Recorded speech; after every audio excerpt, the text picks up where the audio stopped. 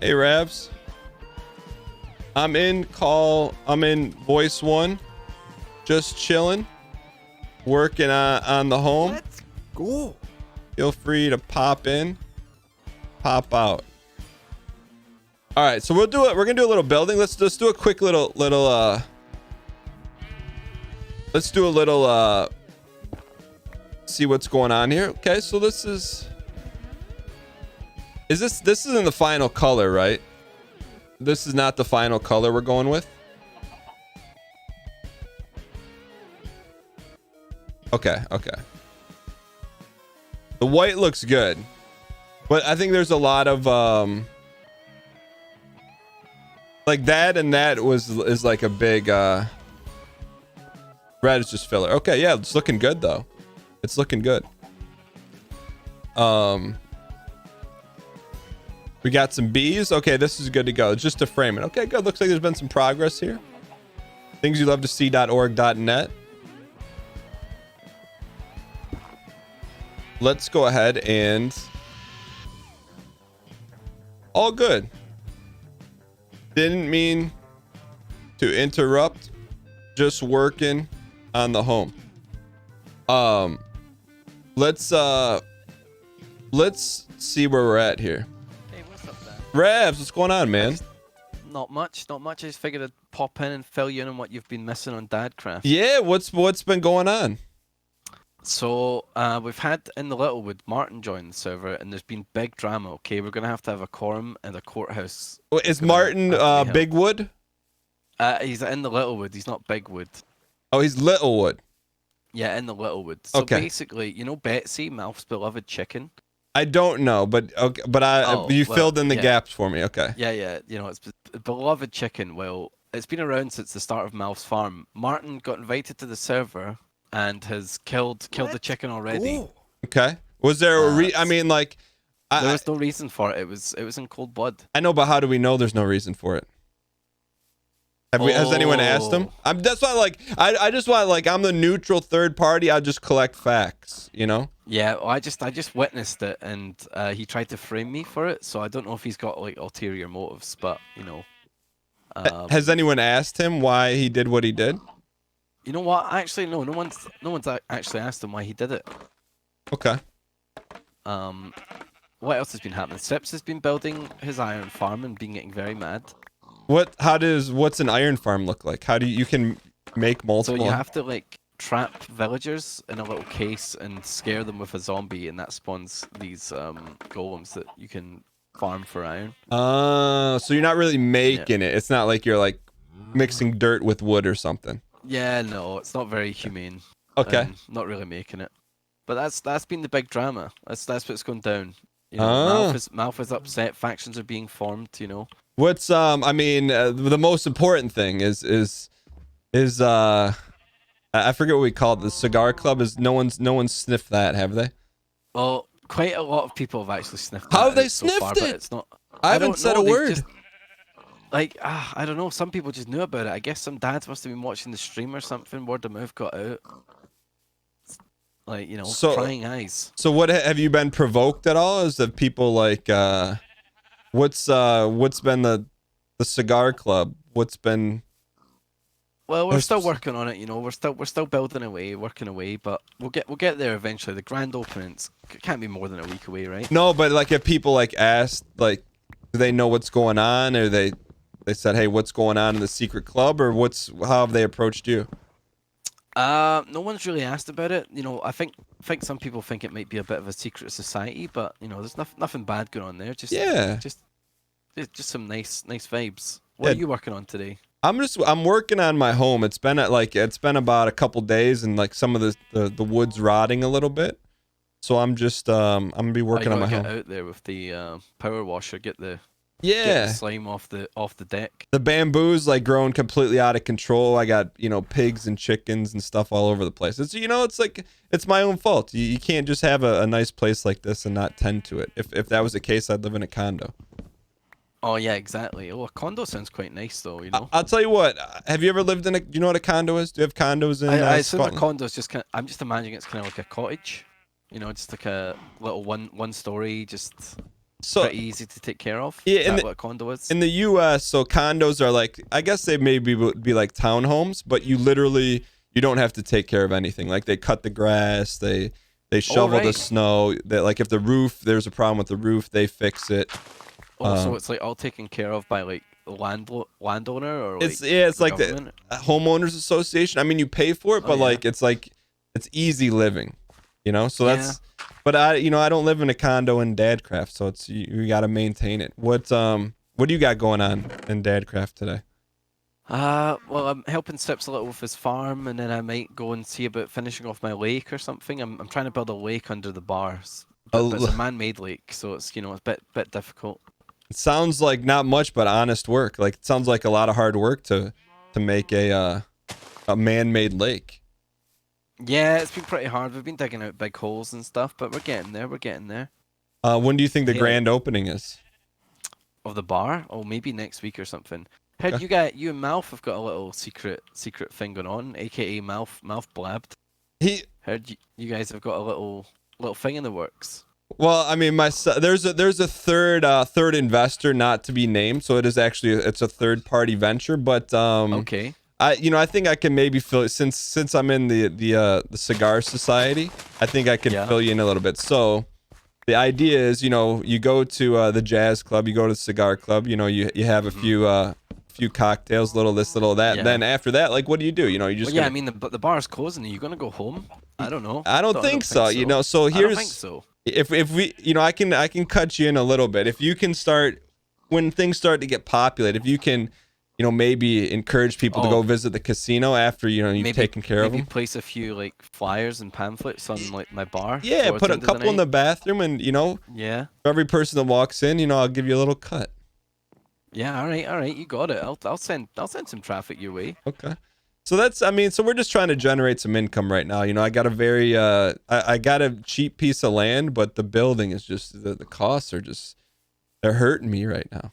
So I got to make up with some money. You got the cost of the land. Yeah, you got to recoup those profits. Yeah. What, so you're probably a week away from your grand opening? I think so. I've got to build the bar. I've got to do the lake, which will be a lot of work, and then I've got to do some interior decoration and I've got to actually get some brewskis going as well. Oh, what are you planning on serving? Milk and honey, pretty much. Okay. This will be my two most popular products. Okay.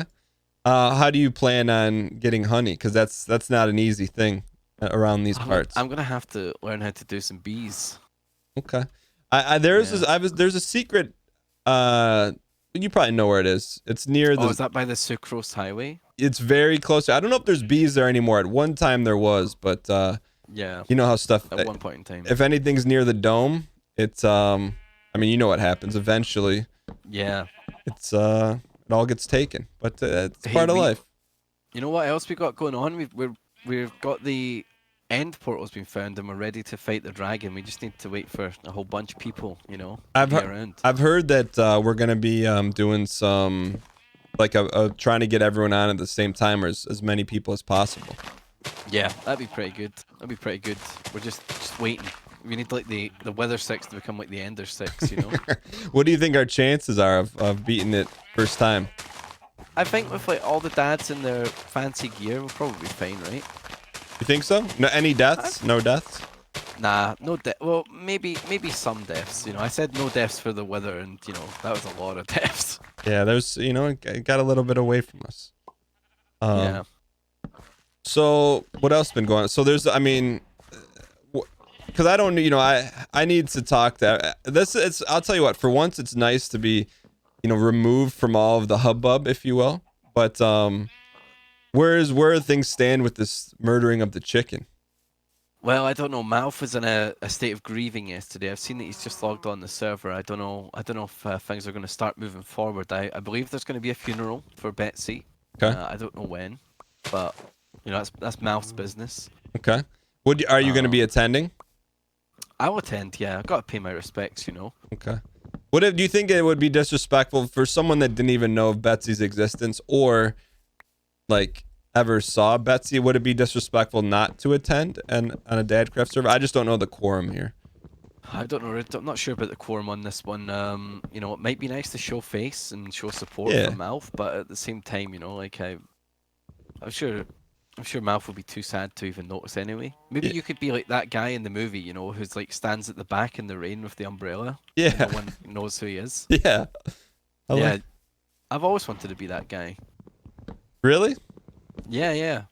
Well, Wouldn't you want to be the mysterious, ominous guy with a big umbrella at the back of the funeral on a rainy day? Whenever you see that person, though, you're like, either the person that died owed him money, or the other way around. You know? Yeah, right. So, yeah. Either way, something's going awry that you're like, I don't know. Yeah. Or they worked for like the secret service or something, you know? Rev, so I gotta ask, I don't know a ton about you. What's your online like Twitch, YouTube story? I'm a member of the Yogscast, if you know who they are. Like Sips is also a member of them as well. Okay. And you guys did a lot of like Minecraft stuff back in the heyday. Is that because I don't know much about Yogs? Okay. Yeah, we used to play like World of Warcraft together before it was like we did content and stuff. That's how we all met. Okay. And, you just met randomly in like a raid one day? No, we met in like a guild called Goon Squad, which is what Yog stands for. It's like Ye Old Goon Squad, and yeah, that's just the story. We met about 13 years ago or something like that. But just randomly. Pretty randomly, yeah. Pretty randomly, and we just all became fast friends, and then like went to play like some Minecraft and stuff ever since. Yeah. Okay, but like you guys just were playing Warcraft before. Like there was even content, like people that made content, and then one day you're like, "Hey, let's make content about the Goon Squad." Yeah. That was Simon and Lewis, and then they said to Sips like, "Hey, Sips, you're really funny. You should make content or whatever," and he eventually did. Okay, and then you got started. Then Sips was like, "Hey, Ravs, you got to be doing something. You should be making some content." And I was like, "Yeah, you know what? Maybe you're right. I kind of gave YouTube like a wide pass. I didn't want to learn how to edit and stuff, and." You know, when Twitch came along, I was like, "Oh, this is my jam." When did you first get on Twitch? It's 3 years on Sunday. 3 years on Sunday. What? I've been streaming. Okay. Yeah. What did you start streaming? Minecraft, or what did you start with? I think the first game I ever streamed was like Hearthstone, but like then I'd stopped playing, and then I played some Dead by Daylight and some Nautica. Those were like my first games. Did you go? So you're a Blizzard guy like Sips then, huh? I like the Blizzard games. I don't really play them anymore though, but I'll probably play like Diablo 4 when it comes out. Okay. Do you have like a wheelhouse of like, hey, these are like Dan, like these kind of games are my kind of games? I generally just play like you know, like a good like single player RPG story games, just or I'll play like, you know, I've been playing a little bit of Tarkov lately. Oh, I didn't know you played Tarkov. I play a little bit of Tarkov. I play Minecraft, and I do a lot of just chatting as well. Like just you go like under just chatting. Oh, Among Us as well. Souls likes. I like to play some Souls likes. Generally everyone across the board. What's your favorite Souls like? Probably Bloodborne. Oh, okay. When you fought Cosm the first time, like if you had to guess, how many times did it take you to kill Cosm? Some say Kaz. I think that boss took me like, oh god, someone in chat might know, maybe like 10 to 14 attempts. I think I died a lot in that one. You beat Kaz in less than 15 attempts? I think so, yeah. Someone might correct me here, but I think so. Thinking back to it, was a little while ago though. But what's your favorite one? Have you played the Souls likes? Yeah, I mean, like I hold Cosm in such a high regard. I mean, like let's say you beat Cosm in 10 attempts. I beat Cosm. If you were to take the number of attempts you had and multiply it by 17, that's how many times it took me to beat Cosm. So are you like are you some kind of like soul legend or something? No, I feel like I'm okay at the games, but I'm not amazing at it. I mean, but you're telling me the first time you ever fought Cosm, you beat him in 10 tries. No, about 14 or something like that. If I had to hazard a guess, you know who did beat me a bunch though? Who? Lady Maria. Did you ever play the DLCs? Yeah. Oh, Lady Maria whooped me, like just non-stop whooped me. That was the hardest fight, I think. But you think Lady Maria is harder than Cosm? Yeah, I think so. I was just really bad at her attack pattern. Do you have your Cosm fight anywhere online? Chat, I don't think we saved the Bloodborne boards. No, I don't think I've got them anywhere. I don't think I have I them, would have loved to sadly. have watched that because Yeah. I mean, it's like you only get one chance in life to fight Cosm the first time, and you bodied him. You know what I mean? Like that's so impressive.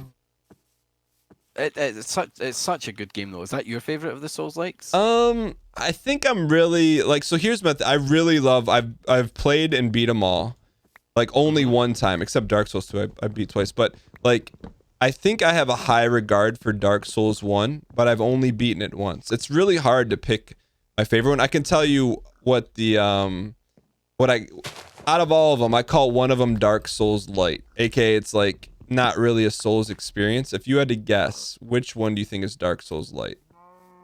Dark Souls Light. Dark Souls 2.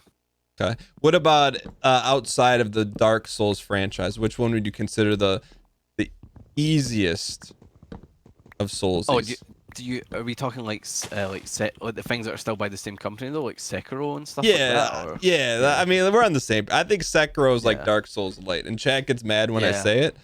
But I've really enjoyed them all. They're just, I think I've always just, because did you play them when they came out or did you play them after the fact? I played Sekiro when it came out and I played Dark Souls 3 when it came out, but I played the other ones kind of after the fact. Got it. Because I'm similar. Like I played them when they came out after, but I've just really like cherished and like, cause people were like, oh, they're legendary games, and then when you play the first one, you either like it or you don't, you know? But that's not true. The first time I played it, I didn't really get it, but I just really, really enjoyed all of them. You know I joke around about Sekiro and stuff, but it's just such a, like it kind of, for me, it kind of ruins other games because those games are so good. Did you beat Sekiro with like the really hard ending? I think so. I did something where I beat it and then I reloaded like in the ending, and then came back got and the different boss. Yeah.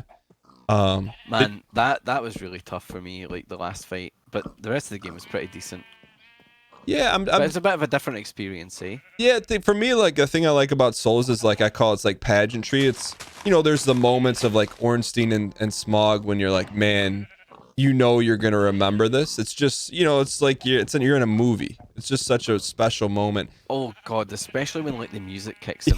You know, when you're fighting Lady Maria and that like really big orchestral music kicks in when they go into phase 2. It's just like, it's like a movie. Yeah, it's just like a different experience. So I just really love that about the Souls games, and I don't know. To me, there's just so many memorable moments that it's just such a rare thing that I don't know. I kind of like geek out about it, but I just think it's a really special game. You know, series really. For sure, it's like very grandeur, isn't it? It's like just this big epic fight. You're in usually in like a really cool area, like a giant church and stuff like that. It's cool. Do you have a favorite out of all your Souls bosses, like all of them? Do you have a favorite fight? Oh, it's definitely Maria. Really? Definitely the Maria. The music is just great, and I think that the fight is themed very cool and stuff. You know, I think that's probably my favorite. What about you? Is she like, she's like dressed in red and almost is like a ballet type dancer around you? I think she's wearing like a green coat and she's got like the two swords and she's just sitting on that chair, which like you think she's a dead body at first. I thought that was pretty cool. I'll have to look.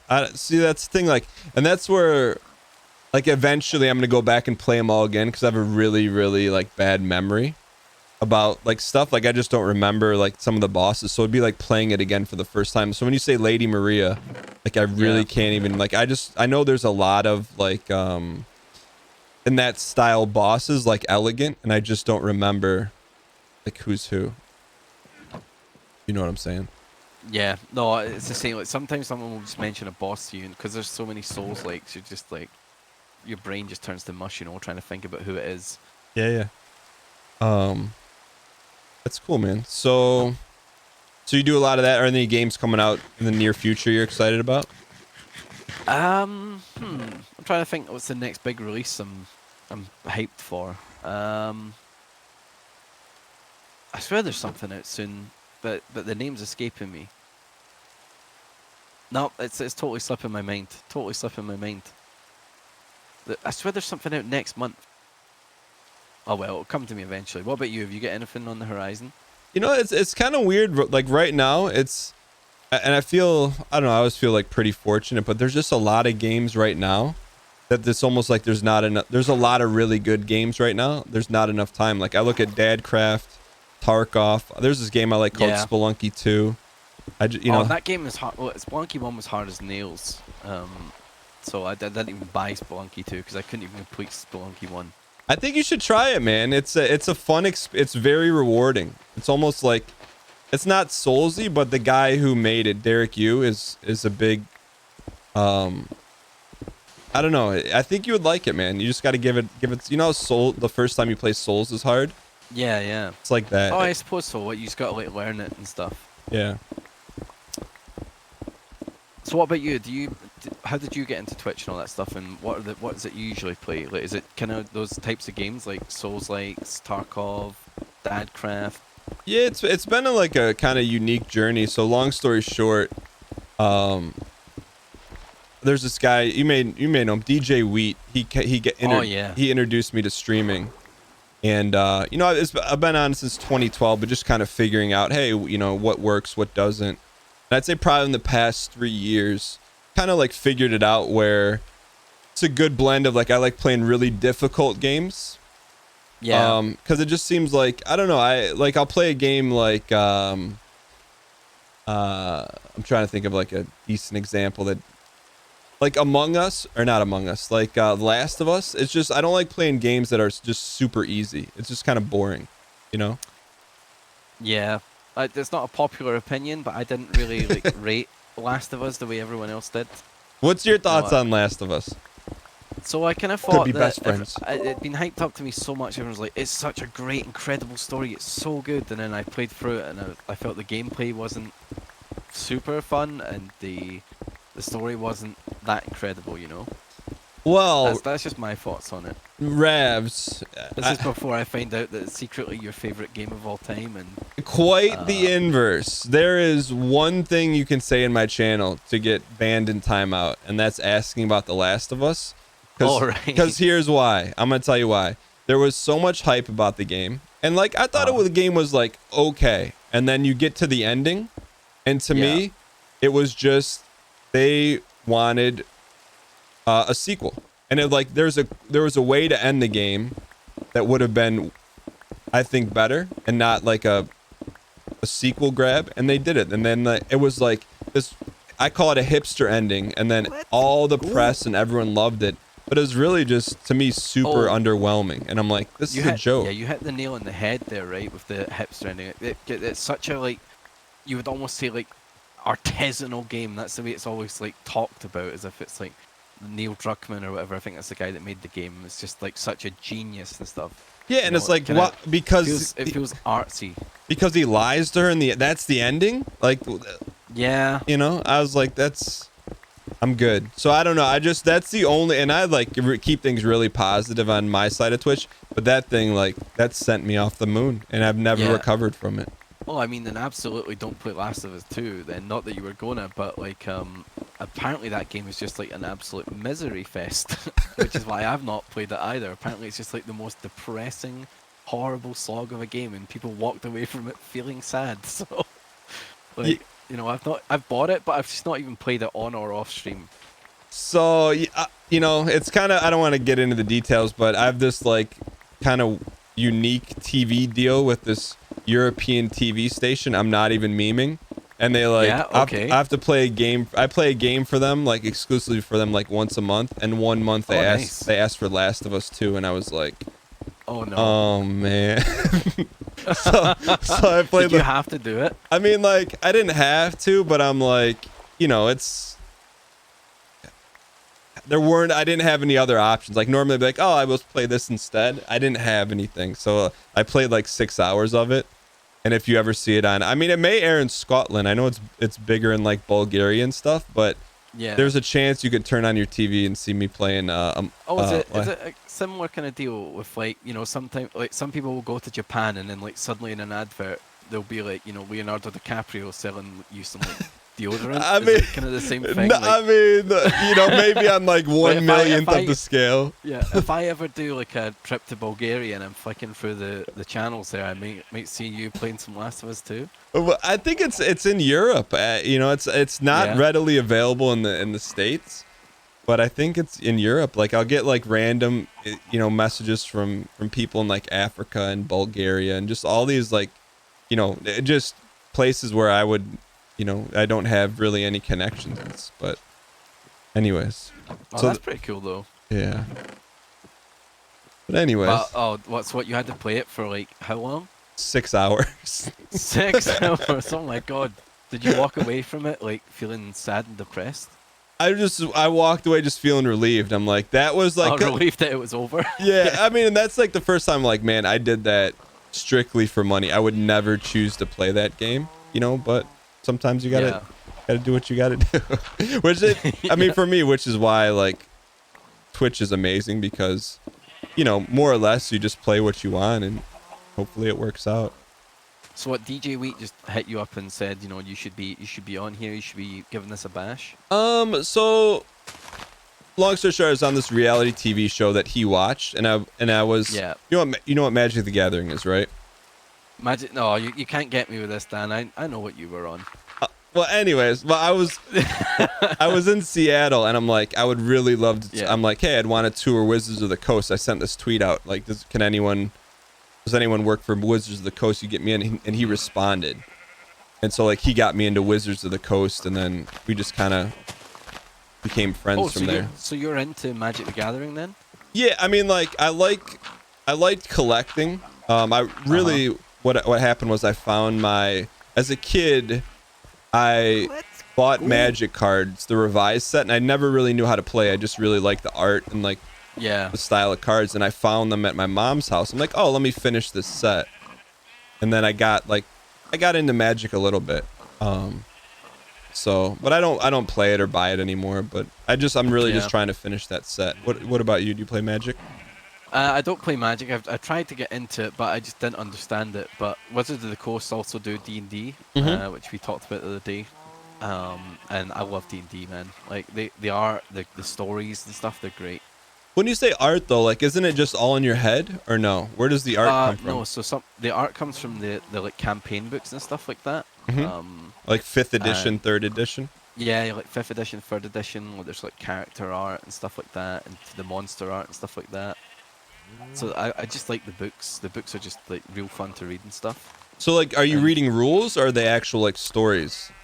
Yeah, there's actual like stories. Actually, one of the dads on the server, Sherlock Humes, was saying he's actually now a credited writer in their upcoming book. Oh, really? Yeah, and he said like he loves D&D. He's got his own D&D show on Twitch and stuff, and it's like a dream come true for him to like get his work published by Wizards of the Coast. So like, is he in the next? So can you give me like a first grade breakdown? So there was like the rule set in the 70s, and then how often do they come out with new ones? I don't know how often they do new editions. Like I think it used to be 3.5 or something like that in 4th edition, and then they came out with D&D 5e 5th edition. And what are we on now? What are you on? 5th edition right now. Okay. And then and so when you say a new book comes out, is that so you get your player's handbook, which is generally like a player's guide to the game, and then you get like the dungeon master's guide. That's like the guy running the game. That's where he gets like all his rules. Then you get like a campaign setting, so it's just like a book that gives you a story to take the players through. So I thought the dungeon master made that up. That's not. Oh, you can also make it. You can also make it all up on your own as well. There's like official campaigns, and then obviously a lot of DMs just use their own creativity to like make a story. So are you a DM or are you a player? I'm more of a player. I've tried DMing once, and I streamed it, and oh my god, I was terrified. Just like being like more creative. Like I felt like I was opening up my creative heart to an audience, and that was scary for me. Real quick, do you see what's going on right now? Oh yeah, Sips is not having a good time building the old spawner. I think he's doing a little bit of cheating. I think this is probably for the best though. Before Sips just blows up the server. Let's move over. I wanna see what's going on here. Let's see what's going on. Hey guys, just want to check in and see how everyone's doing. Sips, everything okay? Hey, what's up? Sips, what's going on, man? I see some stuff trying to get the zombie in here. Trying to get. It's really, really annoying. What? Can I ask you something? Sure. Did you have a zombie egg and it evaporated, or? Welcome, brand new subscriber. No, I just spawned one in because pushing zombies into a cauldron is super annoying. Impossible, in fact. So the egg, is that organic or is that a synthetic egg? That I pooped it out. Does it have to go up higher? I think it might be synthetic. Yeah. Oh my! Look, I got no problem with that. I was just hoping that, like, was your face getting red or no? No. Okay.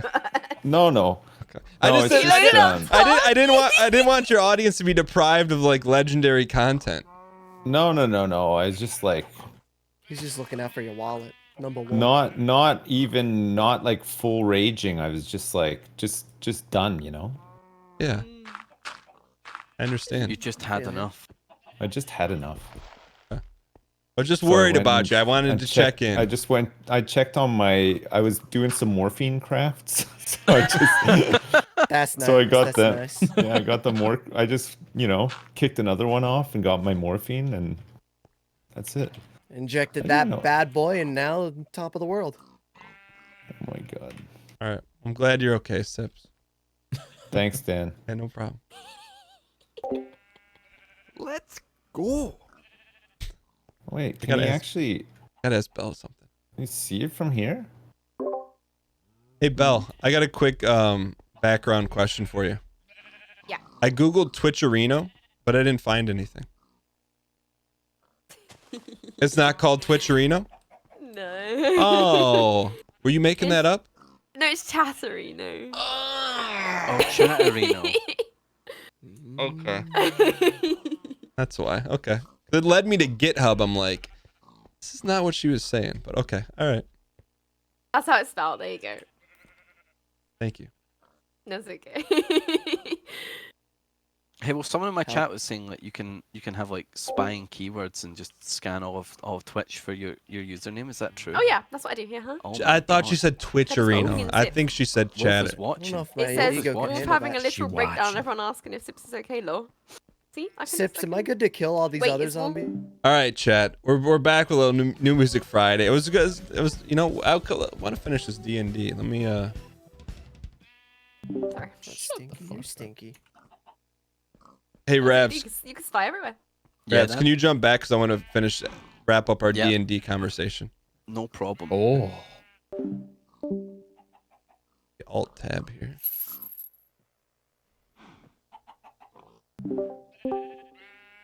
What up? Okay. See how Humes got excited there just at the mention of D&D? I don't know who Humes is the DM guy, right? Okay. Sherlock Humes, the DM guy, has a show called High Rollers. He's got his Candlekeep Mysteries. It's the new mini adventure book that's coming out. He's it's sponsored by like D&D or something.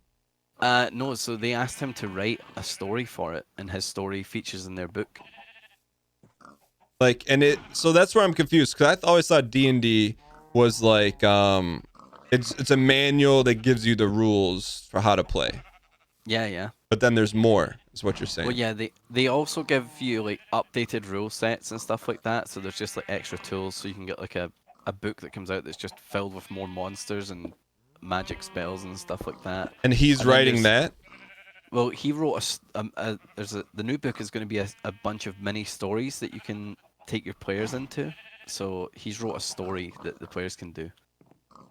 Okay, so it's a story that you can put into your world, or like you play through the story. Okay. Or you can choose to just use that story as your world, Okay.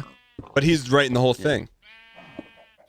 Yeah, he wrote an entire story for it and sent it over to them, and they got some artwork drawn up and stuff, and that's going to be coming out. That's cool. So Yeah. So when you play D&D, then, like, Yeah. how long do you play for? You know, when I play a personal game on Sunday, and we play like, you know, like 4 to 5 hours. But like it usually, if it's getting streamed or whatever, it's generally like 3 hours. You know, just so you can get like a decent chunk of like the story out of it. And it's basically like, for the best way to describe it, it's like you just make up stuff as you go. Well, kind of, yeah. You just like, you know, you make your character, and then you try to get inside their head. So like, oh, what would, like, you know, Timmy the blacksmith think about what's going on here? You know, oh, there's all these people raiding the town. You know, like, how would I react? It's kind of like just a lot of improv. Okay, so improv. So It's then like improv adventure, yeah. So then, have you ever had, like, on a show, like, one of your characters die?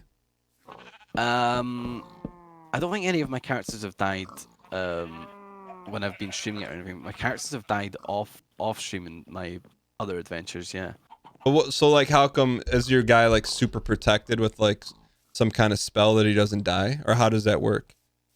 No, like a monster can just kill you or whatever, you know. It's like you've got hit points and stuff like that, and in the combat system, you know, if they roll to like beat your armor class to see if they can hit you, and if they beat it, you know, you can lose HP, and eventually your character dies. But so your guy has just gotten lucky where you've only rolled good dice or something? That's what I don't understand, is how you can die sometimes and not other times. So an attack roll, they roll a 1d20, 20-sided dice, and they've got a bonus. So like, say you roll like a 5, and then the monster's got like +4 to hit or whatever, that'd be like a 9. Mm-hmm. Your character will be wearing armor, and that'll give you a number like of what your armor class is. Mm-hmm. And if the monster doesn't beat that, then they won't hit you, you know. So if you go up against something tough that's going to hit you all the time, it'll beat your armor class. It'll hit you. You'll lose HP. You'll lose all your HP. You'll die. But then for you, like, is the armor just made up? Like, can you just like, oh, well, you can't hit me because I have level 17 armor? Oh no! So the guy running the game, the DM, the dungeon master, they give you items and stuff like that. You generally start out as just like a nothing adventure with like nothing really, and then, you know, gradually you gain equipment and stuff through playing the game. But like, it's kind of like telling a collaborative story. Got it. And then, except the characters don't die. Well, the characters can die. Is it like BM? Is it like really bad if it happens? I think generally the DM should avoid trying to kill characters, but like, you know, it does happen. It does happen. Why do you say that? Because it kills the story? It can kill the story, or, you know, some people maybe have got like an attachment to their characters and stuff. Like one of my characters I played for like over a year, and they died. It's pretty sad. What was that character's name? It was a dwarven fighter called Cagney Duskhorn. Cagney, and how did Cagney die? I went into a dungeon, and there was like a ghoul in there, and it like just beat me to death. Pretty much. It wasn't a very exciting death. Was it like one roll, or were there a couple rolls, and was it like a slow death, and you're like, oh, this is really happening right now? It was a pretty slow death because I had a lot of health, but it keep hitting me, and it eventually got me. But like, where were your buddies with like the gnome healer? They were trying to save me and stuff. Like we had a druid healer, an elven druid, and he was trying to keep me alive, but, you know, he didn't manage to. I died in the end. So when something like that happens, does the DM like laugh? Or like, what happened? Some DMs might, you know, but the DM's generally like your friend, you know. So, like, I think it'd be a bit rude if you laughed, you know. But then, like, then are you just off the show, or then what happens? Well, you know, you can. Death isn't always the end in D&D. It's like magic, so there is ways of resurrection and stuff, but not always. You know, that character may just be dead, and I guess you could create a new character if you really wanted to play, or if you didn't, that would be that. You know, your character would be dead. So then that's it for you. I mean, yeah, like if you didn't want to play anymore, or the DM didn't want you to play anymore for some reason, then like, yeah, you'd be done in that campaign. And then, okay, so that's one way it ends. So is there like an end game? Like, so say you don't die, how do you win? You either reach the end of the story, or you just get bored of playing. I guess I don't know. But like end of the story means like what was the story of what was going on when your character died? So there was like this draconic cult that were trying to like summon this like dragon god. Is draconic like a lizard? Yeah, it's like a dragon. Okay. Yeah, they were like trying to summon like the dragon god Tiamat, and just died in the process of doing Tiamat's in Spelunky too. Spoilers. Oh, there we go. Maybe that's where they're inspired from. Are they a dragon in that? Tiamat is not a dragon. It's like a turtle or something. All right. Wait. So the goal of that quest or the campaign was to kill a dragon. Yeah. That will effectively stop the cult from like summoning the big dragon god. So you died to a ghoul, which was not a dragon, and then what happened the rest of the story? So they eventually managed to resurrect me, but it took like several weeks of playing for them to pull that off. So I just had to like play like a temporary character. What do you mean it took for a little while? Why did it take so long to? Isn't it just roll dice? 7 resurrects and everything else doesn't resurrect? A D&D campaign can take like a whole year to do. It's not just a one-off. It's something like you and your buds or whatever, or if you're doing a show, you and the people you're doing the show with, you'll be like, hey, do you want to do this campaign? Like, basically it'll be like every Sunday or whatever. You just agree a time to meet up with your buds and just play, and it'll just be the same story like every week. Like you just advance it slowly and slowly. Yeah, but why would it take 7 weeks for you to bring your character back? Like, what mechanically was going on? That was just what the DM decided. He wanted to make like a sort of dungeon to like try get some like relic that would resurrect my character. That it sounds like he's just making that up on the fly. Pretty much, yeah. He made all of that up himself. He just thought it would be a fun little adventure to do. It's really just about having fun. But weren't you like sauce that you're like, well, I want my character back now, and he's like, no, you have to wait 7 weeks. At the time, I kind of was, but I kind of also like enjoyed the other story he'd made. So then you had to play just like bit characters while you're waiting for. Yeah, I was just playing like a bit character. Just like played like a cleric for a while. And then did that cleric die? That cleric did actually die, but like it died to bring my other character back. So you didn't really care. I didn't really care, So is there dwarven? Is that guy permanently dead, or now he's back? You didn't tell me he resurrected. So that story is done. He was like a guard, and now he's retired. That story finished. We didn't stop the dragon cult, and he's just retired. He lost some friends along the way, So if you didn't, so you lost. Your D&D campaign lost. In a way, yeah.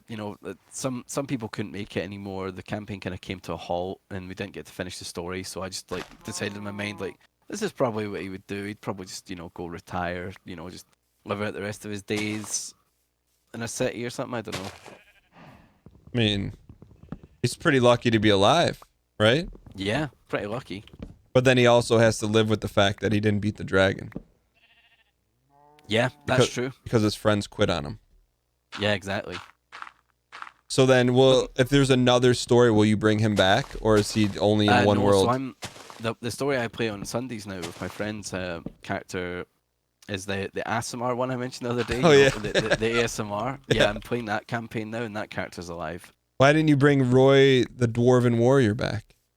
I just felt like his days had been spent. He'd had his heart broken too much. I wanted to try out some new classes. Does it have the same kind of sauce as Roy, or are you happy with the ASMR guy? I'm pretty happy with the ASMR guy. Yeah. So what's the point of the one you're on right now? Who are you fighting?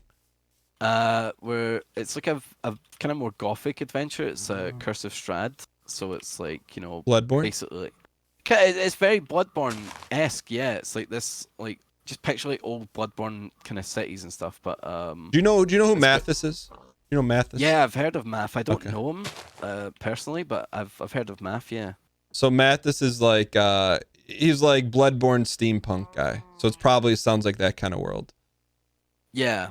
Okay. Yeah, it's kind of, it's not so much steampunky, but it's kind of that gothic type, and it's ruled by like this vampire lord guy called Count Strad von Zarovich. And so, and that guy's just made up. Yeah, yeah. Well, he's in like, I don't know if he's like in D&D books and stuff like that, because Wizards of the Coast like do books and stories, you know. Yeah. So like, I'm just trying to like wrap my head around it. So you play, it's a game where there could be an ending, there could not be an ending. There usually there is an ending. If you guys get to, you know, if people don't get disinterested along the way or whatever, you know, if you guys stick to it and play every week, there's an ending. And then are there D&Ds that don't take a year? Yeah, like you can do a one shot, which literally can be done in like a few hours. That's quite a popular way to do it. That's honestly how I'd recommend you would try it if you ever felt like playing it. And then like the best part from my understanding is you get when you make your character but you don't physically roll dice, right? You do. You can. There's certain different ways when you make a character. Some people have you like roll for like your HP and stats and stuff. There's a whole bunch of different ways to do it. Like you can be very custom with the rules. That's cool. So yeah, it's really fun. Is that like your favorite thing to do on stream? I don't stream it typically. Like I was a guest on Humes' show quite a few times. But like I decided to, for a charity thing, that I would DM it myself, and that was nerve-wracking for me. But why was it nerve-wracking? Just because it felt like I was being like kind of, you know, instead of just being like haha jokes and playing games, I was like doing something kind of creative. It felt more personal to me. I was like, you know, kind of a bit more spooked of it. So you wanted people to like it because you liked it? I wanted people to like it because it was like something I'd created. You know, I made it all myself, and I was like, oh man, I really hope this doesn't blow. I hope I don't make too many mistakes, you know? So what was your world called? Rav's World? No. What did I call it? I called it Dungeons and Dafties. Do you know what a dafty is? I don't know. Flower? If it's like no, a dafty. D-A-F-T-Y or T-I-E-S. That's what I would call a daffodil. But no, what is a dafty? Oh, a dafty is like, you know, like an idiot, a silly person. You know what I mean? A bit of a goofball. Okay. Yeah. So Dungeons and Dafties? Yeah, because it's like, you know, it's a Scottish thing to say a dafty. Okay. So I just it's like me and my buds just fooling around. I did that, and it was nerve-wracking. So what it was like, how was that different? How was that world different than like a D&D world? Those were one shots. I did them 2 years in a row for a charity thing, and it just basically these little adventures that would be over in 3 or 4 hours, and it was a lot of fun. How did it go over? I mean, I made them Christmas themed because it was around Christmas we were doing it. Mm-hmm. And it was just like, you know, save Christmas kind of adventures. But in like a D&D world? Yeah, like in a D&D world, yeah. That's cool. Yeah. It's a lot of fun. I recommend you try it sometime if you're ever interested. I've done like I did like a one-off thing, but I didn't really understand it. I was just kind of like just going along with it, if that makes sense. Yeah. I think Humes is like trying to get together like a game for some like newbies if you want to give it a bash sometime. Humes. That's Sherlock Humes, yeah. One of the dads on the server. Okay, and he's the one that wrote the book. Yeah, he's one of the best DMs in the world. According to what, DMs.com? Oh, I guess so, because he's like written it in DM. He's got like a popular show and stuff, and I've played at his table. He's a really good player and DM. Welcome, Brandon. So how do you become a good D&D player? You just roll good numbers? I mean, yeah. If you like, I guess good role play kind of makes it, like, you know, makes you a better player, and you know, just playing it correctly. Okay. But like, is there a correct way to play it though? I'm just trying to like, I don't fully grasp it. You know? There's no like correct way to play it. You know, as long as you're kind of just following the rules and having fun. You know, there's like no correct way to do it. Anything really. So then, how come he's one of the best? Just because it's like, really engaging? Yeah. I mean, do you want to get him in here? You could ask him some questions. He's a lot more like experienced than I am. Yeah, bring him in here. Bring him in here. All right. Can you drag him? Humes, join us. Hopefully he sees that and joins up. I could jump up if he doesn't move.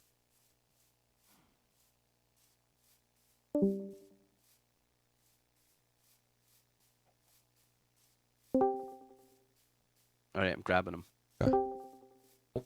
Humes. Hello. Dan wants to know about D&D. What's going on, Humes? I'm Dan. Nice to meet you. Nice to meet you, Dan. I've heard much about you from Rams and Sips. And if you would like to know about D&D, I am more than happy to tell you all that my years of wisdom have accumulated. So Ravs kind of gave me like the first grade breakdown, but we kind of came to a standstill when he said, like, you're one of the best players and DMs, and I'm like, well, how do you be like? Why are you one of the best? Like, because you roll the dice well. Well, I don't know about one of the best. I think Rams is being very kind there. I've been playing a long time, so I've been playing probably 20 plus years. And I run High Rollers, which is is a D&D Twitch stream. It's one of the biggest ones out there, and I've been doing it for a while. I've worked for like Wizards. I've done like a bunch of like I've written for one of the new D&D books. I've written an adventure in it. Grabs was telling me about that. That's got to be like a pretty like thrilling thing to do, huh? Super thrilling. Yeah, very, very much so. Like, it was ever since I was a little kid, that was like a big thing that I always wanted to do, is like, I want to write for D&D one day and stuff like that. So how does something like that happen? Like, how did you go from like, oh, like I really like doing this and I'm doing shows, and then they knock on your door like, hey, write this book for us? Yeah, so I think it was I did a convention in Italy, and a couple of the Wizards of the Coast, the guys who make D&D, they were there. And just chatting to those guys and chatting to Bill, who is one of the kind of producers on a lot of the books out there. He was just really interested in sort of my homebrew campaign, like the campaign I run for High Rollers, and hold on. Stuff I've designed. You're talking like a newbie. What is homebrew? Sorry. Okay. That is like, so in D&D, you have like these established worlds, right? So like the core D&D books are set in something called the Forgotten Realms, which is a world that's been created a long time ago by a fellow, and like they've produced loads of books on it and established the lore and everything. Then there's a couple of other like published, like you can buy the books and it tells you all about the towns and the villages and the cities and the history of that world. Homebrew is what is often a term used when it's DM comes up with their own stuff. So, for example, I've created my own fantasy world with my own like classes and races and what's that world and called? Skills and Hume's stuff. World? It's called Erois. It's not called Hume's World. That's quite. I might have to steal that one for my next idea. It's called more, what? Self-grandizing. Huis? It's called Erois. So the whole idea is it's like it's a little bit Final Fantasy inspired. So it's got like sky cities and like a little bit of like sci-fi tech mixed into it. And it's it's just like a world, different continents and histories and stories that I've built up, and then the players have been going through it. I think we are on our 100th episode, about 3 years of that campaign we've been playing on Twitch. Wait, but let me rewind this. So you made your own world with different races and classes. Some of them, yeah. I still use some of the stuff from D&D. So like if you've been talking to Rams about like all the different races and classes you can be, I still use those, but then I've added in some of my own as well. So what's a Hume's original? So I have a race called Guardians, which was very much inspired by Destiny, if you've played Destiny. So they're kind of like sentient constructs that have these like limited lifespans. So they're kind of like natural robot people. They're kind of made of like stone and metal and plants that kind of brings them to life. And how are they do like other races make them, or they just happen naturally occurring? Yeah, that was like a big mystery in the campaign for a while. So I kind of established that the players and one of the players who's playing a Guardian, they didn't know how they were made. So it was kind of left as a big mystery. I gave them a bunch of information about what the race is and how they think and what they do, but there was no information about where they come from. And then during the campaign, they uncovered that it was this they were built by these very powerful mages who had discovered this sort of super Guardian buried deep in the core of the world, and was still sentient and alive, and had taught them to make more. Okay, can I pause you right there? Like a big story point. Yeah, so and all this came from your head? Yes. So like how like inspired by video games and books and movies and stuff as well, of course. Yeah, but like taking ideas. You're not writing a story. It's like you're creating an entire world. So how do you know how far back to go? Well, the way I tend to do it is I tend to build like the core concept. So I'll have like a few cities and I'll know a few like key factors. And then as the players are exploring the world, I'll add detail to whatever they're interested in. So like if they had never been interested in the Guardian stuff, I probably wouldn't have detailed it any further. But because it was something they actively wanted to pursue, I then went and added more detail the closer and closer they got to uncovering the kind of mysteries and secrets of it, basically. So it's kind of like you're constantly evolving it as you play. So when that happens, do you make it up on the spot, or do you say, all right, next session I'm gonna have this fleshed out? It's a bit of both. It's like sometimes I'll make stuff up on the spot and like improv stuff, and then sometimes, you know, I'll be like, oh well, you know, that's going to take some time to research, or, you know, I'll know that they're going into a dungeon in the next episode, so I'll go in and I'll kind of prepare a load of stuff before the session when we sit down to play. And then are there times when you prepare something and then they're like not good enough to get it, or they don't check it? There's never a not good enough. There's never, in D&D, that's one of the nice things with the game, is there's never a not good enough, or like there's never a right way or a wrong way to do anything. Sometimes I've prepped stuff and they've like gone in a different direction, or they've decided they wanted to do something else. And that's fine. You'd normally, what I tend to do is keep all of those notes, maybe reskin it. So it's like, rather than going into the goblin mines, it suddenly becomes a haunted mansion, but it's still the same kind of like layout or the same kind of traps and treasures. And then you just reskin it and reflavor it, and then you can use it another time, kind of thing. So okay, so I'm starting to get it. It's like you're almost like you're like almost like Willy Wonka. Like you're just kind of creating a world. That. Yeah. But then have you ever been like, what happens if you get stumped? Like, do you ever just get like have you ever gotten frozen where you're like, hey, we want to do this, and you're like, I don't. I've never personally had that, but I think that where that happens, for me, it's always like, if I was advising somebody, if somebody had that problem, it'd be like, just think of like the last cool video game you played or last cool movie you saw, and think of a way to incorporate that, like make that into something you want to do, right? I think that for the most part, if you're making your own worlds, you're probably at the stage where you can come up with something if you need to. A lot of newer dungeon masters, like the people that run the game, there are like pre-written adventures that the company Wizard of the Coast makes, and that has everything you need in it. It has like all the story and all the bad guys and all the dungeons already mapped out. And so normally first-time DMs will start off with that stuff, running those adventures, and then they'll progress into making their own worlds and their own stories later on.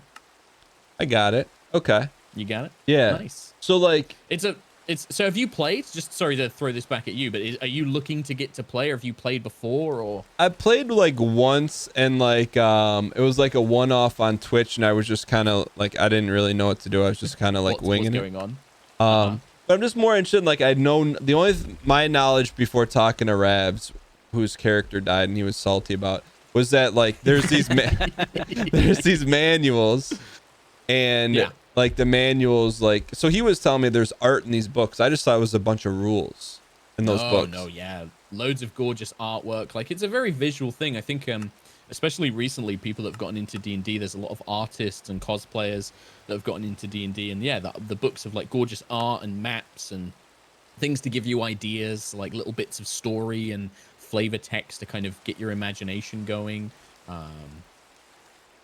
But there's really no wrong way to do it, right? So is that fair to say? There may be some people out there that say that there's a wrong way to do it, but I think that those people tend to be people that have always played a certain way. In terms of the rules, D&D is literally make-believe. It's literally playing pretend, like when you were a kid, right? Except sometimes we use dice to resolve, like, you know, if there's a chance that you might fail, or if there's a bad guy, we use dice to kind of help add some game mechanics to it. But really, the game is just, you create a character, you envision who that character is, what they look like, how they act, what their background is, what their history, and then you think, okay, what would that character do in this situation, and you do that. So there's no way to be wrong. You're just playing your character. Now, there are things like, obviously it's a social game and you're playing with other people, so you want to make sure that you're being a good player and everybody's working together, right? It's not adversarial. Like, people aren't trying to compete with each other or anything like that. You're all a team working together to tell a cool story together. So I guess you could be a bad player by like being an asshole to everybody else, right?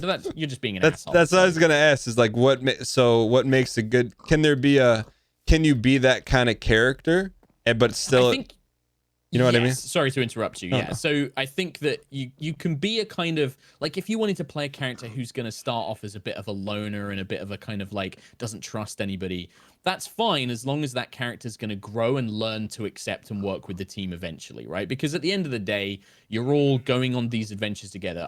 My advice for people making characters has always been create a character that A, would want to go on adventures with other people, and B, has a reason to work with the other people in the party. Like, those are the two easiest things you can do to make sure you're going to have a fairly fun D&D session. So you can make that kind of like, you know, I'm a badass character who's like going to work alone, but then maybe he realizes or she realizes, oh, I actually need these other people and I should learn to work with them. And then they develop friendships along the way and, you know, kind of have like an arc or a story with them, you know? Because, I'm just assuming that if you are just like Joe Tough Guy, then it's not really that fun to play with.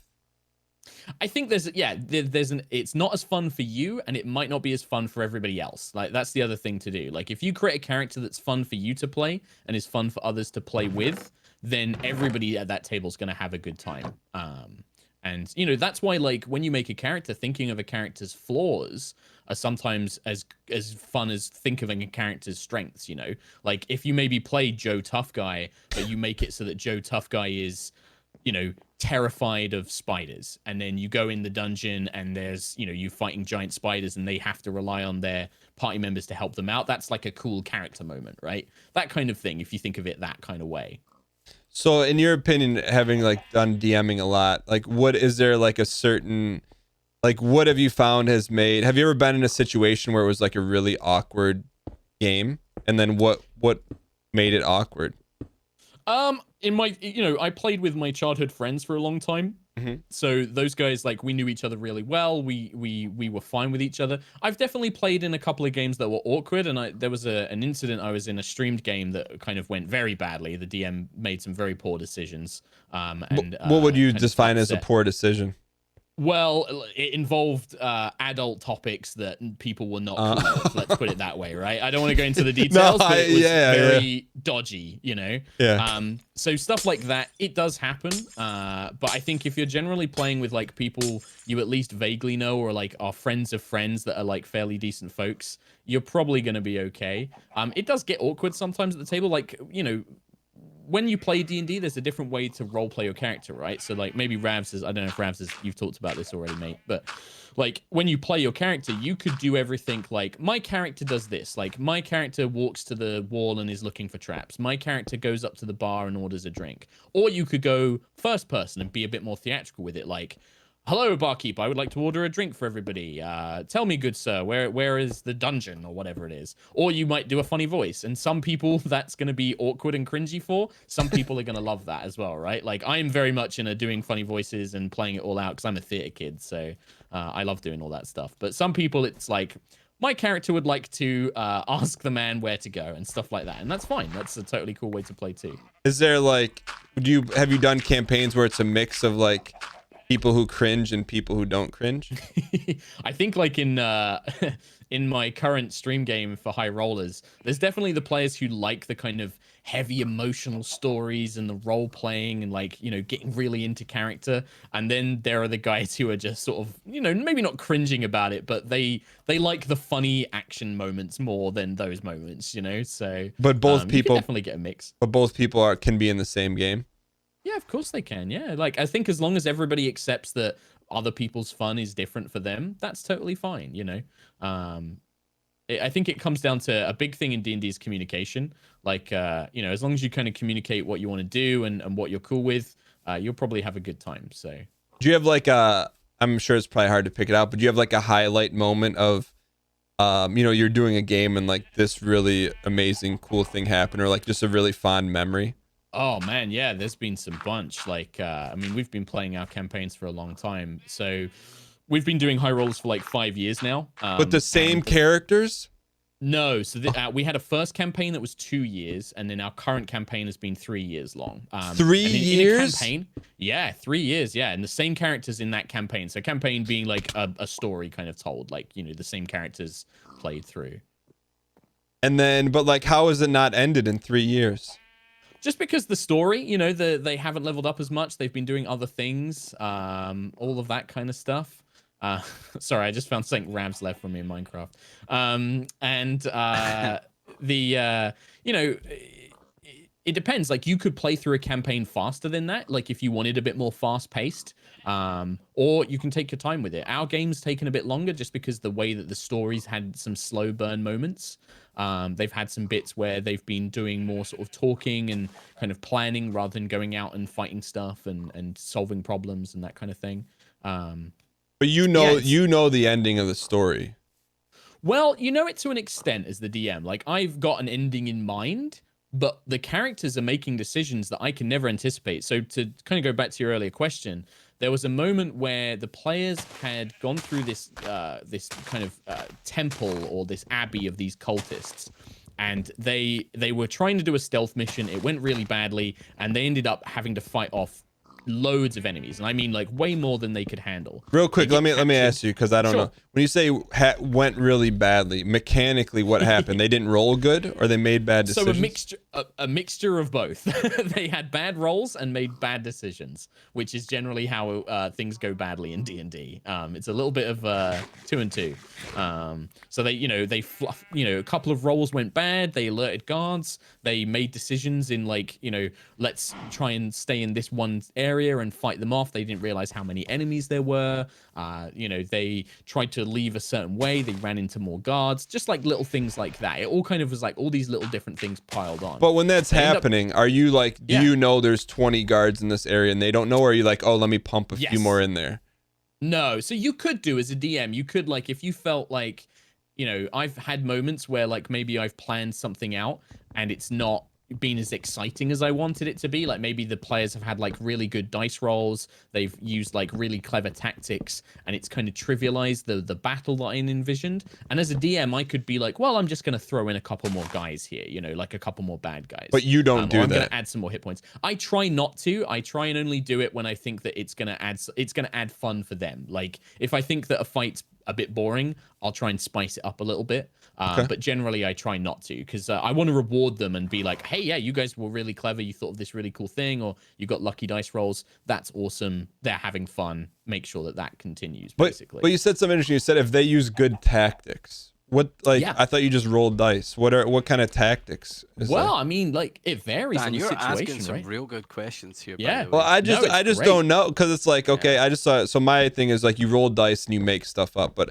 what is the tactical part of it? Thanks, Rev. So imagine, like if you were in a castle and you were like, let's bring all of our team into this room where there's only one entrance and exit, and then I'm going to cast a spell. I have a spell. I'm a wizard. I have a spell that can block off that doorway that lasts 6 hours, and we can get like a rest and we can regain our energy, and then we'll come out of it. Or maybe like you've got a spell that can teleport you to get up high above the enemy, and then they've got like I don't know, like something they can drop, like oil. They drop oil on the enemies below, and then the sorcerer casts a fire spell to ignite the oil. Like it's a very creative game. There are there's dice rolls and there's specific things you can do. But one of the key parts of D&D is really you can do almost anything as long as the DM can kind of find a way to, make adjustments for it. And I think that that's like, as the Dungeon Master, that's a key skill, is being able to improvise around stuff like that. So there's no like you might not have a thing on your character sheet that says you can open a flask of oil and pour oil down on enemies below you, and then somebody else can set it on fire. But that is a thing you could think of to do. Or, maybe you have a magic item that can create a magical hole in the ground. Like you can throw it on the ground and it creates a magical hole, and you throw that on the floor in front of a big demon that's just been summoned, something like that, something that's unexpected, but changes the battle in a dramatic way. But you say like, all right, this person casts a spell, right? Mm-hmm. So like, is there a list of spells they can cast, or they can just say, oh, I'm going to cast invincibility, I can never die? No, there is a list of spells. So all the classes that can cast spells, and there's all these different classes like, sorcerer, wizard, clerics, bards, all these kind of different things with all different flavors. They'll have different types and spells that they can cast, right? And that's all printed in the player's handbook, the main sort of like core rule book of which ones you can cast. And then the higher level you are, the more powerful spells you can cast. So when you get to like the highest levels of wizard, there is a spell called Invulnerability that basically makes you immune to all damage. But as you know, that spell can be removed from you, so it isn't infallible. You know, it's kind of got weaknesses too. And you know, as a DM, okay, hey, look, I have a warrior, I have a wizard, I have a cleric. Like, this is, do you know that stuff by heart? Like, hey, they have these spells, or you have? I think I mostly know that stuff by heart, but only because I've been playing for a long time. But it's totally fine for the DM to say, hold on a minute, guys, let me look up what that spell does, or you tell me what that spell does. And then the player's like, this spell does this, this, this, and this. Okay, cool. And then they can kind of envision how it happens. But yeah, I've been playing long enough where I have a generally good idea of most of the spells and abilities in the core rules of the game. I understand. Okay, so then tactics. Okay, so now, so each player has like a set of tools which you know are not finite, but at least you know what's in their like Swiss Army knife. Yeah, in their inventory and like what's in the dungeon that they can pick up or what they can buy at a store. They'll have like equipment, so you know you have to like buy your weapons and armor and lanterns and torches and potions and things like that. Those are all like set things in the books that the players can buy, and then they keep a list of their equipment on them, and then they'll have all their spells that they know, and then it's really just down to player creativity. You know, it's really very sandbox like that. So then it like, what's to prevent someone, and I'm just running through scenarios, what's to prevent someone from being like, okay, hey, look, you're in a dungeon with 3 goblins and they're getting pummeled. Like, can't they just make something up that just saves them, or doesn't, like, oh, I'm drinking this as this in potion. The dungeon master could, like the guy who's running the the players, and the goblins, yeah. or the players. So it is set rules, right? There are limited ways that you can interact with the world. So I don't want to get into the deep minutiae of the actual rules of the game, but when you get into a battle, for example, right? On your turn, so the game is split, like as soon as you get into a fight, the game breaks down into turns. So everybody, you determine a fighting order, which is called initiative, and everybody rolls to see who goes first and who goes last in the combat turn. And then on your turn as a player, you can move, you can take an action, which is like attacking with a weapon or casting a spell or maybe using a piece of equipment that you have. And then there's also something called a bonus action, and certain abilities and spells will use that instead of a normal action. Those 3 things limit what you can do. And whilst there are some set actions, they're generally kind of meant to be something that you can do, like physically be able to do. So you can't say like, I'm going to summon an army of ghosts and then you just make that up. Like you can't do that. You're not Aragorn from Lord of the Rings, right? Lord of the Rings. Oh, you got it to it before me. I know my references, buddy. You know me. You can't do that because that's not on your abilities, right? If you're playing a fighter, you don't have that ability to do that. But you do have the ability to kind of think, well, how could I use these skills that I have, or how could I use this equipment that I have in a creative way? So, like, could you be like, oh, I'm going berserk and I'm going to give up 20 hit points and just destroy everyone? If you were playing a barbarian, that is one of their key things that they can do. They are literally the kind of classic berserker warrior where they can rage and they get extra damage and they take less damage from attacks. That's like their key ability. So if that was the kind of character you wanted to play, when you made your character, you would play a barbarian because that would give you that ability to do that. But if you were a rogue, you couldn't do that because that's not one of your abilities. Got it. But like, can you make up? You can't make up, like, so say you're a rogue.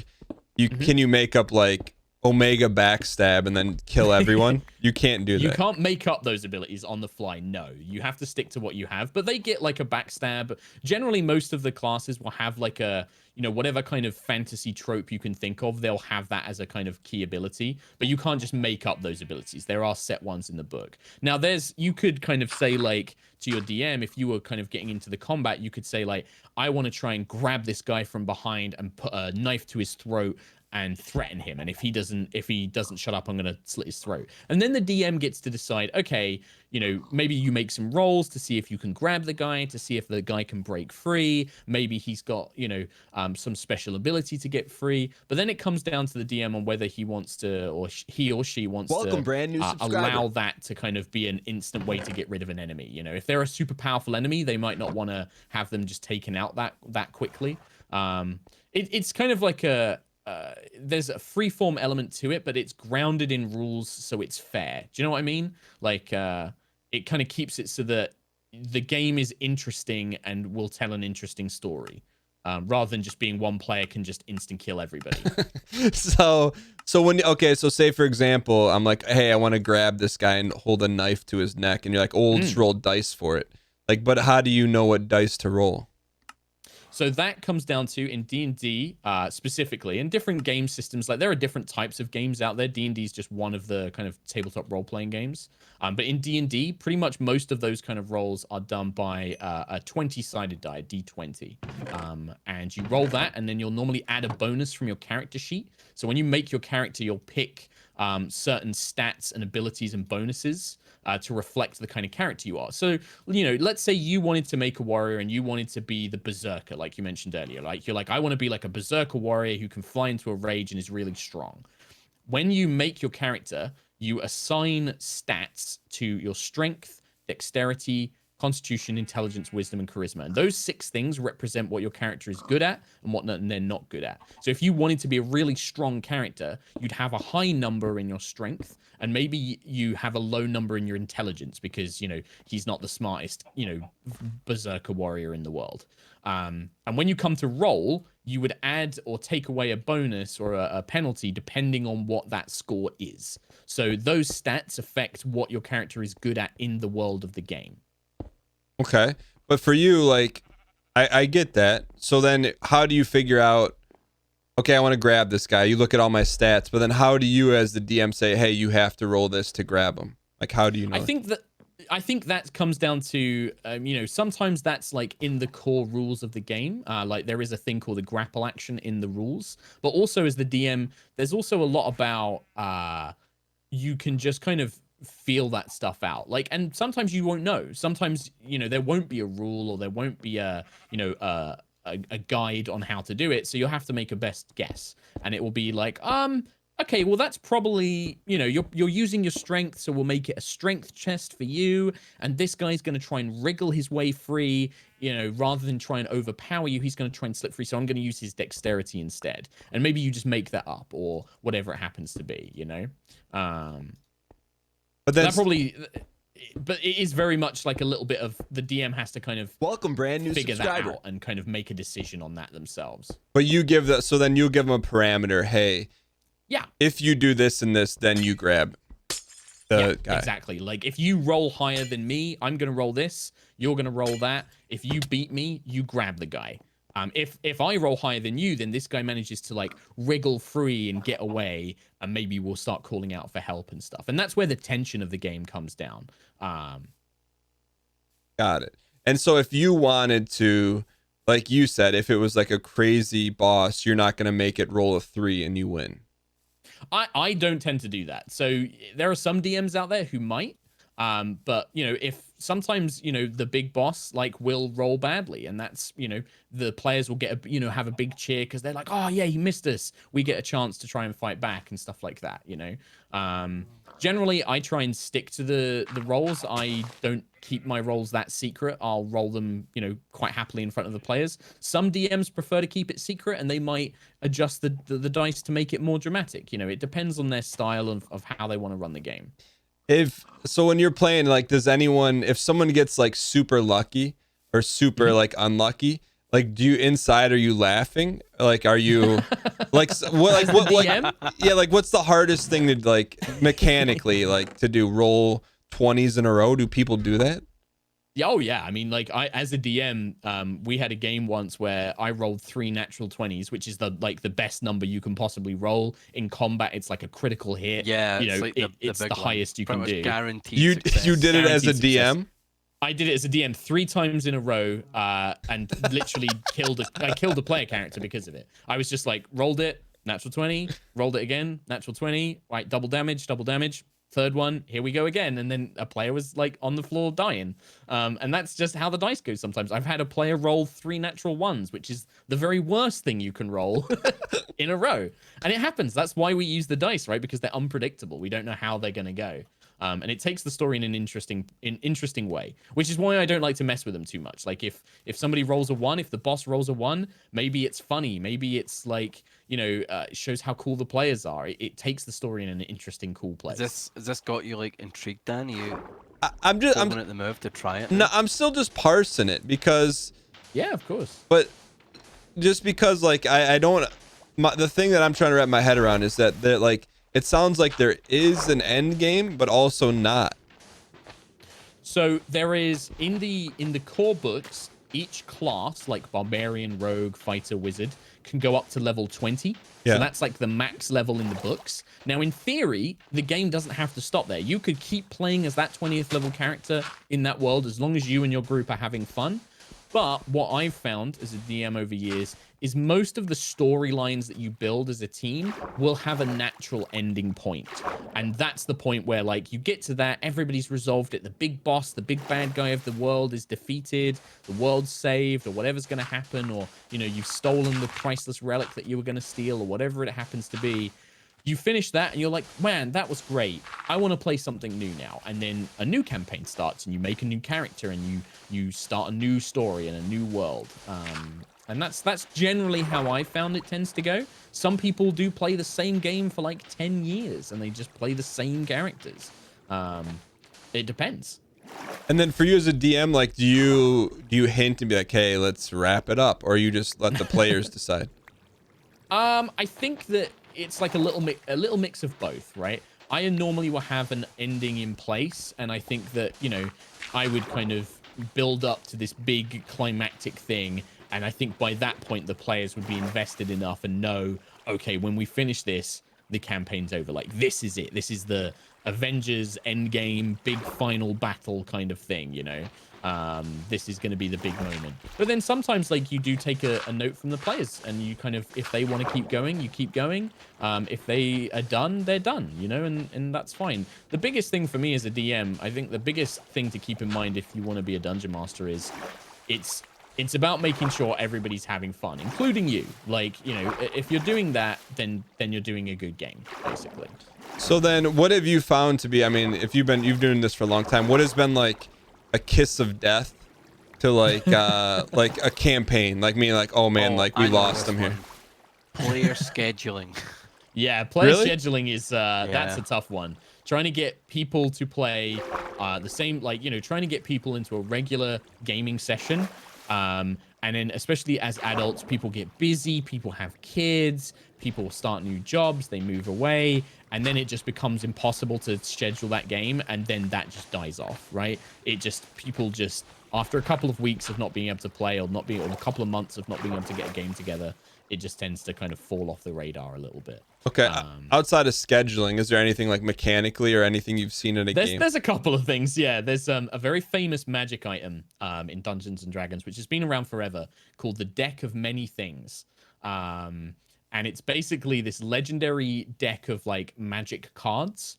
And as a player character, you can draw one of these cards, and they have like random effects. So you might draw one which grants your character 3 wishes, and you could wish for anything almost.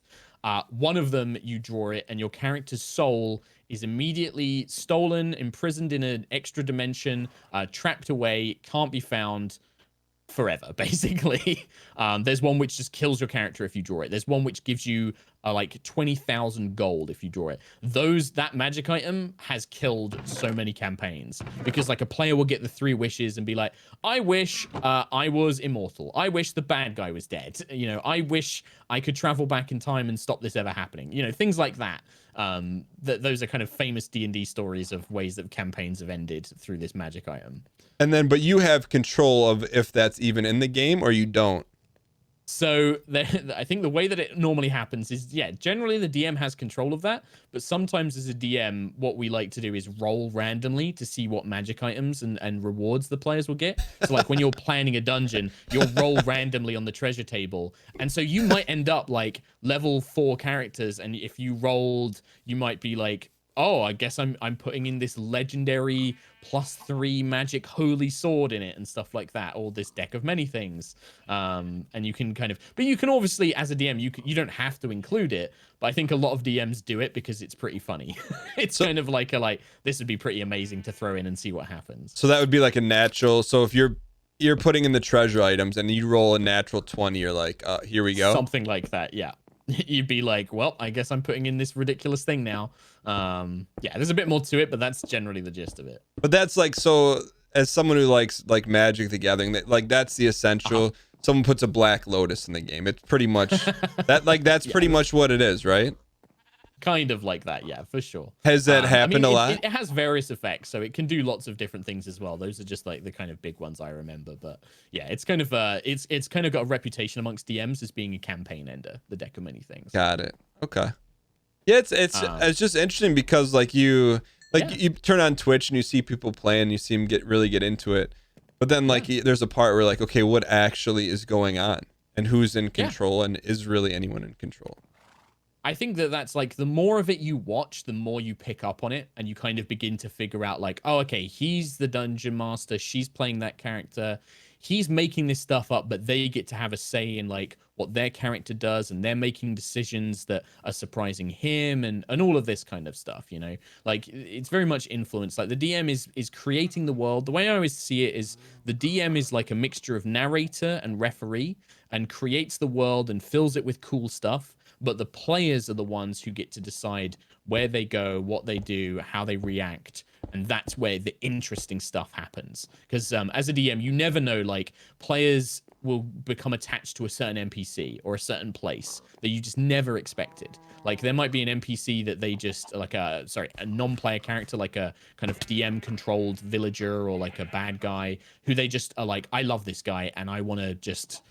help them with their problems, you know, and you might not expect that, and so that becomes like a cool thing for them to be invested in. Are there like relationships in the game? Like, will someone like, I don't know, like that could easily be something if the players want that. The way that I try and do stuff like that, because you know I play with a bunch of theater people and I play with people that love drama and shipping and all this kind of stuff as well. If the player initiates it and the player wants to do it, that's something I'm happy to figure out with them, and we talk about it in person and be like, "Are we cool about this?" I got a story for you, Dan. Oh, there we go. It can be quite odd, you know, if your buddy's the GM, the DM, right, and you decide this character is hey, my character wants to go to the brothel or whatever, you know, you're role playing your character, and your buddy's got a role play like, you know, a worker at the brothel, you know, and suddenly you and your bud are suddenly the role play's getting close and weird. Yeah, you know. So, but is that with an NPC or is that with like other players in the game? It's with a DM if it's a brothel, you know, like. But you can have that between players. Like, there's been campaigns where players have like the characters had relationships. Like Crit Roll's quite famous for that. They've had like the various players have like had like, you know, character relationships and stuff like that. But that is that is down to the players. Like, if you're playing in a group and you don't want any of that, you just make that very clear, and that's totally fine. Yeah, you tell the DM like, please don't bang anyone. Please, I don't want to roleplay that. Yeah. And the DM should never make you do anything. Like, it should always pretty much be the player's choice to do stuff like that, is my opinion. Got it. And then to keep it safe. So have you ever DM'd a game with Ravs in it? Yes. Yeah. So Ravs was we've played a couple of times together, and Ravs played a special guest character in our stream game. So he played a storm sorcerer, so a sorcerer who has like the power of lightning and thunder and storms. And we kind of tied him into a bigger storyline thing that was going on with one of the other player characters. Mm-hmm. So Ravs kind of came in for like, what was it, like 4 or 5 episodes in the end? I've been in for 6 or 7 now, I think. 6 or 7, oh yeah, because we had like quite a lot where you were in week after week, weren't you? So yeah.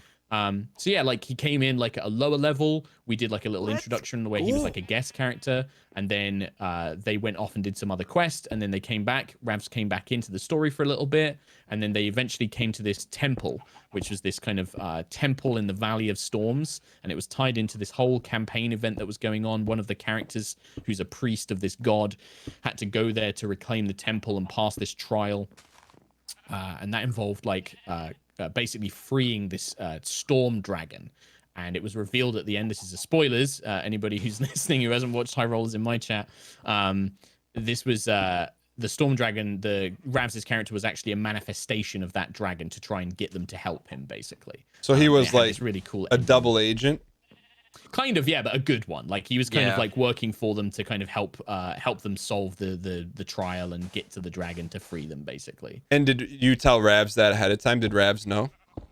Yeah, we came up with that like halfway, didn't we? Because like we weren't initially going to do that, but then we had the cool idea of doing it about halfway through your appearances. I think we were like, this would be really cool if we did this. What kind of like actually, if you were to describe Ravs as a D&D player? Like I imagine there's like certain buckets you can put people into. Yes, there are. What kind of bucket would Ravs go into in terms of a D&D player? Ooh, do you know what? It's an interesting one because I think Ravs really enjoys the kind of combat and the tactics of it, but is also a very good role player as well. He likes to interact with the players and the NPCs, likes to explore the world. There's like these buckets. I think that it's like an archetypes where you have like the explorer, the gamer, the actor. And they're all different things. So like the gamer is somebody who loves the combat and they love min-maxing their stats and, making, kind of getting the most out of the game in terms of like loot and things like that. The explorer is somebody who loves just exploring the fantasy world and finding out cool stuff about it. The actor is somebody who loves playing their character and talking to NPCs. And Ravs kind of fits in a lot of those, I think. Like he's a very good player. He's very good at like making sure the rest of the players were like really involved. He would constantly like check in and be like, what do you think of this such and such character, if they were being a bit quiet, and making sure that everyone feels involved. He's kind of he's very much Mummy Ravs in D&D as well as in everywhere else, I think. Thank you. You're a very good player, my boy. Thank you. Yeah, Mark's kind of how I got into tabletop games, actually. Like, I think we pretty much had just met as well, didn't we, Mark? Like, so this actually office. You've just reminded me, because that's this day Ravs, who's been into D&D for a while. The first time Ravs played with me, he tried to play an evil, selfish asshole who just wanted to like kill all the other party members. Wait, you can kill other people on your team? Well, yeah, you shouldn't. I took Mark aside before we started playing. It was like kind of my first time playing a tabletop game, and I said, "Hey, Mark, is there any chance like I could be like evil at the end and like turn on the party and like kill them and attack them?" Yeah, and this was for like a one-off. Like we were only ever going to play it for one evening, like call it a one-shot, basically, where you just play this one-off adventure and then that's it. It's not part of like an ongoing campaign. And so I was like, yeah, if it's a one-shot, sure, we could do something at the end. But it was very kind of typical first-time playing D&D edgelord character, which was fun. Yeah, but then I learned it was more fun to be a nice character. Exactly. You've learned the lesson. That's the thing. Yeah. Everyone does it first time. But I think then, honestly, it's one of those things where like it's probably quite a lot to hear all this stuff, and like there's like it sounds like there's all these different like mechanics and things. It genuinely is one of those games that when you sit down to play it with people that can explain it, like not for a Twitch stream where like it's just loads of stuff's being thrown at you, like when you can kind of take your time to play it, it will feel very natural. Like if you've played video games and you've played RPGs before, you kind of quickly pick up on it and go, oh, okay, I get this now. Like I can pretty much do what I want as long as it's within these kind of limited constraints of like, what I can physically do in the world kind of thing. Okay, I got to ask you a hard-hitting question here. Sure. Can you, as a DM, like, so how many, like, what is the minimum for a group? Like if you have people playing? So I would say there isn't technically a minimum. You could basically play one GM, one player if you wanted to. Yeah. That's a very different type of game. What is that think called? The best thing for me. That sounds kind of boring. Yeah, it's not a different type of game. It's just like the way that you end up playing it is very different. Like some people, maybe their partner, their spouse wants to play, and so they kind of do a one-on-one game for a little bit. I think the best number is 4 players, 1 DM, or 5 players is also pretty good. 4 to 5 players, 1 DM. That works really well. I think that's the magic number. That's the sweet spot. That's the sweet spot. Yeah. So you could play with 3. 3's fine. You could easily do D&D with 3 players and a GM as well. But I think 4 and 5, there's a lot of interactivity between the player characters, and there's a lot of cool stuff that they can go and do. So let me ask you this: like when you have, say, you have a group of 4 plus a DM, right? Mm-hmm. Yep. Like, do people get bored if their character's not doing anything? Like, what happens then, or does it not work like that? I don't think, Ravs can probably explain that better because I don't get to play as much. I mainly DM, but as a DM, I try and keep everybody as involved as possible at all times. Yeah. So like, maybe like you do a section where it's like, okay, Dan, what does your character want to do? And you do a cool thing. I'll find a natural break and be like, okay, while you're doing that, Ravs, what's your character doing? And then you cut to that player and that's do the stuff. tricky part about DMing, I would say. Like as a player, in my recent Curse of Strahd, I spent most of the session because I did something kind of unexpected, and someone tried to frame my character for burning down a mansion. So I willingly handed myself over to the people that thought I was a bad guy. I was like, okay, I'll hand myself in, and I pretty much spent most of the session just kind of tied up in a basement. Yeah. So and that's definitely where a good GM will know how to still make that fun for that player and still jump back and do cool stuff. But it's also, I think that also comes down to the other players, right? That's not just the DM's job. It's up to the other players to involve everybody in the table in what they want to do. So like if let's say Ravs' character wanted to go off and maybe did burn down the mansion. It's like Ravs taking the time to be like, hey, you should come with me and help me do this thing, or like we should do this thing together as a team. Try and make sure they're involving other players at the table, so you don't have just this like GM to 1 player, GM to 1 player, GM to 1 player. You try and make sure you have ways that the whole group is all drawn into the same thing. Got it. And you say GM or is it DM or is it? Both works. Yeah, both works. So DM is technically like the D&D term, like Dungeon Master, but a lot of other non-D&D RPGs will use GM, which is Games Master. But GM, DM are interchangeable. Really, what do you prefer? Like, what do you consider yourself? It doesn't. I don't really mind. Dungeon King. Dungeon King, yeah. Dungeon Mom. Dungeon Mommy. You can call me either. That's cool. So, and like for you, like this started out as like fun, right? You just loved it as a kid, and then for you, when did it turn into like something more than that? So I've been playing since I was in high school. Me and my high school friends, we all used to play Magic together and stuff like that as well. We played it all through high school and then into college. And then when I went to like do my first job and I was living away from home, D&D became like my way of meeting new people and like getting on with people that I was working with, like a kind of icebreaker. So I would say like, oh, hey, have you guys ever played D&D? Would you like me to run a game for you? And then that's how I kind of made friends.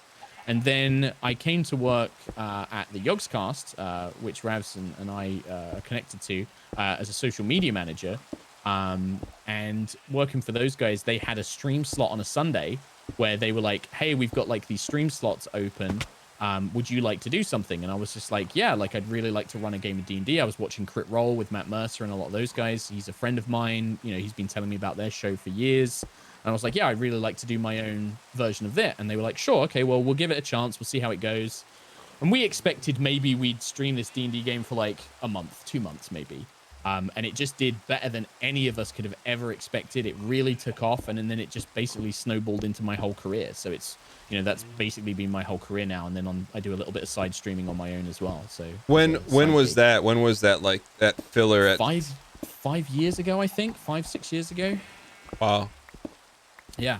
And yeah, we've gotten to do loads of cool stuff. Like we've done like official streams with Wizards of the Coast, and I've been on Critical Role and done all that kind of cool stuff, written this adventure, and yeah, it's progressed immensely. And I'm very, very lucky and proud to have to get to do this. Do you think when you were like a high school kid, do you think if you told yourself, hey, this is what you're going to be doing when you're an adult, like what do you think your reaction? Never in a million years. Never in a million years. That was the same here. I mean, this was obviously my dream when I was younger, but I never thought I'd be here. Yeah, exactly. I think as well because like back when I was a kid, like Twitch wasn't a thing. You never would have thought people will watch you play Dungeons and Dragons live on the internet. That just wasn't a thing that you could even comprehend that would happen. Yeah. And it is still surprising today, because a lot of these sessions, they'll be like 3-4 hours long, and people will just happily sit there and they get invested in the characters, they get invested in the story, they want to know what's going to happen. And yeah, it's just amazing that it's become this big thing. When you do that, like, do you ever like take into account, like, because I'm sure people like tweet at you or whatever and say, hey, have you thought about doing this? Do you ever take, like, not that you openly take suggestions, but when will people give you an idea like, oh, that's pretty good, let me do it? You get a lot. You get some suggestions. Some of them some of them are a little bit more passive aggressive than others, like, oh, you should be doing this, you're doing this wrong. You get a lot of that streaming on the internet for playing something like D&D, but you also get a lot of people who are just like, I'd be really cool if you did this. Or what I find is interesting is people will speculate on stuff. So the audience will be like, oh, I wonder if this bad guy is going to turn out to actually be connected to this thing that they were doing, or if I wonder if Rav's character is secretly working for the bad guys and they don't know it. And they'll have like all these little kind of theories, and sometimes it's fun to mess with those and like maybe start like hinting that maybe one of them's true, and then you kind of go back and change it. We did that a little bit with Rav's character. Like there was a lot of people suspicious that he was a bad guy, and so both me and Rav's were kind of making him seem a bit more suspicious than they thought, and played with the players a little bit, which was fun. So that's kind of fun to do. I don't think I've taken any direct suggestions, but it's sometimes there'll just be like cool ideas that get sparked from stuff. And then for you, like, so since this is now like kind of your job, are you able to, and this is what I was thinking even to you, Ravs, is like, so like playing video games or like being a DM, like, are you able to still do it for enjoyment without streaming? Like, do you ever play off stream? Yeah, so like most of my Tarkov and D&D are like all Tarkov's like mainly an off-stream game for me. I've only streamed a little bit of it recently, but like and D&D I mainly play off-stream. I just play with a group of buddies every Sunday. It's because we find it fun. So I still get a lot of enjoyment. I play a lot of games off-stream and stuff. Yeah, same for me. I don't get to play as much D&D off stream these days, just because I'm doing a lot of other, like, I mean, I stream D&D 3 times a week, and then I'm doing my own streams, so I already do quite a lot on stream. But yeah, I still love it. Like getting to play every now and then, or getting to run a game just for mates is still great, And there's a lot of different systems. Like I kind of want to play a lot more different things. So there's like, there's a Warhammer Fantasy version of D&D, but it's a different rule set. There's different like, mechanics and classes and stuff. I want to really play that. There's like a Star Wars one that you can play. I want to play that, There's a Star Wars one? Varieties. Yeah, that's the first one I ever played. That was the one that Mark ran for us when I played the evil asshole. Yep. Well, you didn't tell me what you were. What were you like? What race were you? I don't know what the race was, but I was called. I just made the name like Taravs or something. You know what I mean? Let's put made it like this really bad name, and it's just like. And you were, I think the whole concept, because it was like I was running this pre-written adventure that came with the book, and it was like they were all like Jedi apprentices that had been sent on a mission. So obviously Ravs was like, I want to fall to the dark side. So we leaned heavily into that. But that's like a cool system. It uses like its own unique dice, so it doesn't use the same dice as D&D. It has like its own unique system, and it's very narrative, and it's very, very cool. That's cool. So when you're not doing like D&D stuff, what do you stream games? Yeah. So like I'm streaming at the minute. Like I've been streaming a lot more games recently. Do a little bit of YouTube now and then, doing like D&D tutorials and stuff like that. Making videos about LARP. Like I actually go LARPing as well, which I don't know I think people consider worse than D&D in terms of nerddom. I got a buddy who Mathis Games who used to LARP. He doesn't LARP anymore, but he doesn't LARP anymore. Yeah. But like, so do you play like D&D games like Divinity and stuff when you're streaming, or you just play other stuff? Not as much when I'm streaming. No, like I love those games. Those games I tend to keep for myself, so I tend to play them like off stream more, like Baldur's Gate 3 and Divinity, and anything RPG I love, and I'll generally play off stream. But at the moment on stream, I tend to be playing a lot more chill stuff. I think like we've built up like a really chill community of just playing stuff like Stardew and Minecraft that's much more relaxing and just a bit sort of calmer. But that tends to be my stuff I've been doing on stream. But then I'll probably like jump back in. Like when Baldur's Gate 3 gets like a full proper release, I'll probably stream that properly. We'll dip in and out. And then Sherlock Holmes for like, how did you get that name? Because it seems like you're very like creative, and that's like when you make Sherlock Holmes, I'm like, I worry about like, this is just me. I worry about like branding. So it's because my surname is Humes, Hulnes. And it was literally somebody just said, oh man, Sherlock Humes, haha, that'd be a cool username. I was like, oh man, that would be a cool username. And then it's just stuck. I've just Humes. The L is silent. The L is silent, yeah. So it's a weird English name with a bizarre silent L, but yeah. So that's why it's just Sherlock Humes, because it's basically identical to Holmes, Sherlock Holmes. And you're from the UK? Yeah. So live in Bristol, same as Ravs. Okay. Do you guys do like live D&D together, you guys, or do you not see each other much? So that's what we did a little bit, didn't we? Like the first couple of times before lockdown happened, we have like a studio here. So we have like a kind of game studio with a big table and like stone background and stuff. And that's where we would do all of our games. We like play in person, but because of lockdown, we haven't been doing that. So. So it looks like you're in like a dungeon or something. Yeah, basically, yeah. We have like a full set with like studio cameras and mics and stuff. Yep. Is there a clip of that? How do I see that?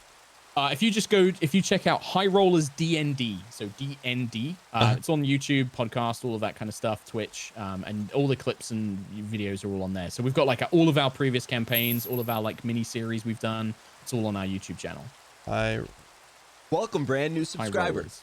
Which, in hindsight, I really wish we'd thought of that more, because I did not consider A, the Weed Association, and B, the Gambling Association. But we're kind of stuck with it now. Wait, you said the Weed Association? Well, yeah, because high rollers. Like, people are just like, high rollers, yeah, man. I'm just like, no, we just mean we roll high numbers. That's what I mean. Is Ravs in one of these videos? Yeah. So I'm trying to think which I've episodes. been in a bunch of recent. Was it in the 40s when I was in the studio? Yeah, it would have been around then, because there's like our second campaign is on like 100 episodes at the minute, Dan. So it's like a lot of episodes to go through. High Rollers D&D. And this is your world, Eros. Yeah, Eros. Yeah, Eros is my world. Yeah. 70-ish, I think people are saying. Episode 27, 8, 9, you're in. Yeah, that would have been the one where I like joined like half in studio through, or is it Zoom? Yeah, that would. So the early 20s would like 27-ish would be in the studio, and then the later ones is when we're all playing it online. Okay, 27. Man, I wish we could get back to that studio. I miss it so much. Is it still intact? Yeah, it's all still there. It's just because of, with D&D, we're sat so close to each other as well. And like one of our members has like some health issues. So we've been trying to be really good on the lockdown stuff, and we didn't want to risk it. So wait, you use actual you have an actual map? Yeah. We have like a full map and miniatures. We actually had custom little miniatures made of the characters, and we've got like all these cool like dungeon tiles for like physical like dungeons and stuff like that. Yo, there's a snake or something, a yellow snake. So this is like, it's high production value too. I'd like to think so. Like, we definitely have put the effort in to try and make it as good as we can. DM Sherlock _Humes. That's it. This is cool. Yeah, I imagine like this is like the creme de la creme. Like, this is the way you play, right? Like in person with like these figures and stuff. I like it. I like it a lot doing that stuff. So I think it was. I'm just finding you now, Ravs. I think it's episode no. I'm trying to find Ravs' one, but yeah, it's definitely. I prefer playing in person with everybody at the table and stuff like that for sure. And then, can you see the dice? How do you see the dice? Or is you guys, like on this, or do you just call it out like on this video? Oh, like when we play digital. So we use, there's a program called Roll20, a website called Roll20. and it's what they call a virtual tabletop. So it's like you can put like an image of a map. You can have little tokens to move around, and then there's a dice roller built in, so you can roll digital dice rather than physical dice. But we also just have some of our guys prefer rolling physical dice, so they roll it, and I trust them. I just trust them that they're being honest. So and in the studio, like pretty much just call it out. Or some people have like dice cam and stuff like that. Yeah, we just call it out when we say it. 34 Ravs. That was your Episode first 34. Yeah, Stranger of the Storm. That was the first episode. So then, although our light's a bit orange in that one. This is cool. And then, so I get it. And then, so you have to have a producer behind the scenes doing. There's no way you can DM this and then change cameras, right? Or are you the producer too? So yeah, no, we have somebody in a studio that like, so we don't tend to do too much camera switching, but yeah, we have like somebody in the studio who do music and cameras and stuff. But that's really it. That's Sydney, our boy, our little technician. But apart from that, that's it. It's just we do everything else. So that's cool. This is really cool. And this is, I mean, obviously it does really well because it's like you're watching a TV show at this point. That's kind of how I think a lot of people see it, right? They get invested in the story and the characters, and then it becomes like a TV show, I think. Yeah, like in terms of like live views, it does really well. And then we also have the podcast as well. So we, if people don't want to watch it on YouTube, it's we have it as a podcast, so people can like listen to it on commutes and stuff like that as well. Ravs, what's your character on this one? I'm trying to look for the picture of it. My character is called Johan. Okay, I'm trying to like. Do we have your art for that first episode? No, we got it in the second episode. So 35. Yeah. So what would be the next episode that was in, Mark, for the second time I came down? I was in the studio from the start on that one, so the artwork should be there. Yeah. That'd be like the 70s, maybe. I think that's going to be quite late. Yeah, because it was after Ages 5. Oh man, you did one live at PAX. That had to be thrilling, huh? Dude, man, that's like, for me, doing like the live shows at big conventions is like the peak of like doing this cool shit. I've been like watching, because there's a bunch of other people that do like live games, like PAX and stuff, and like I've always been like, oh man, that'd be so cool to do a live D&D game on stage. And yeah, we got to do one at PAX. We've done some at UK cons, did one at like a D&D event in LA. That stuff, I'm like, hell yeah, that's my jam. Because it's like, you get to see the people that enjoy watching your show, right? Yeah, exactly. Yeah, and we've done like meet and greets and stuff afterwards, and that's like, for me, it's one of those crazy, and I'm sure like as a streamer you've probably had the same, like when people come up to you and they're people saying stuff like, for me they'll be like, you got me into playing D&D. I play D&D because I watch the show now. And as somebody who grew up playing D&D, and that's where like all my friends came from and where I built all my like life skills from, that's so amazing to me. And just like people getting into this hobby that I really love because of this show that we make. It's 59 Ravs. I just had someone link I got his picture up. You versus the Johan. She tells you about a nomadic fisherman with mysterious storm powers. He's bound to Quill's destiny through visions. Yo, we got to talk about this though. Your intelligence is 10, Ravs. Hey, I'm a sorcerer. Like they're not wizards. Wizards study, whereas sorcerers are just like kind of naturally gifted power, just like innate power. Yeah. Well, this has been Plus, very. I'm not a very clever guy, so Hello and welcome. I gotta keep it true to the role play.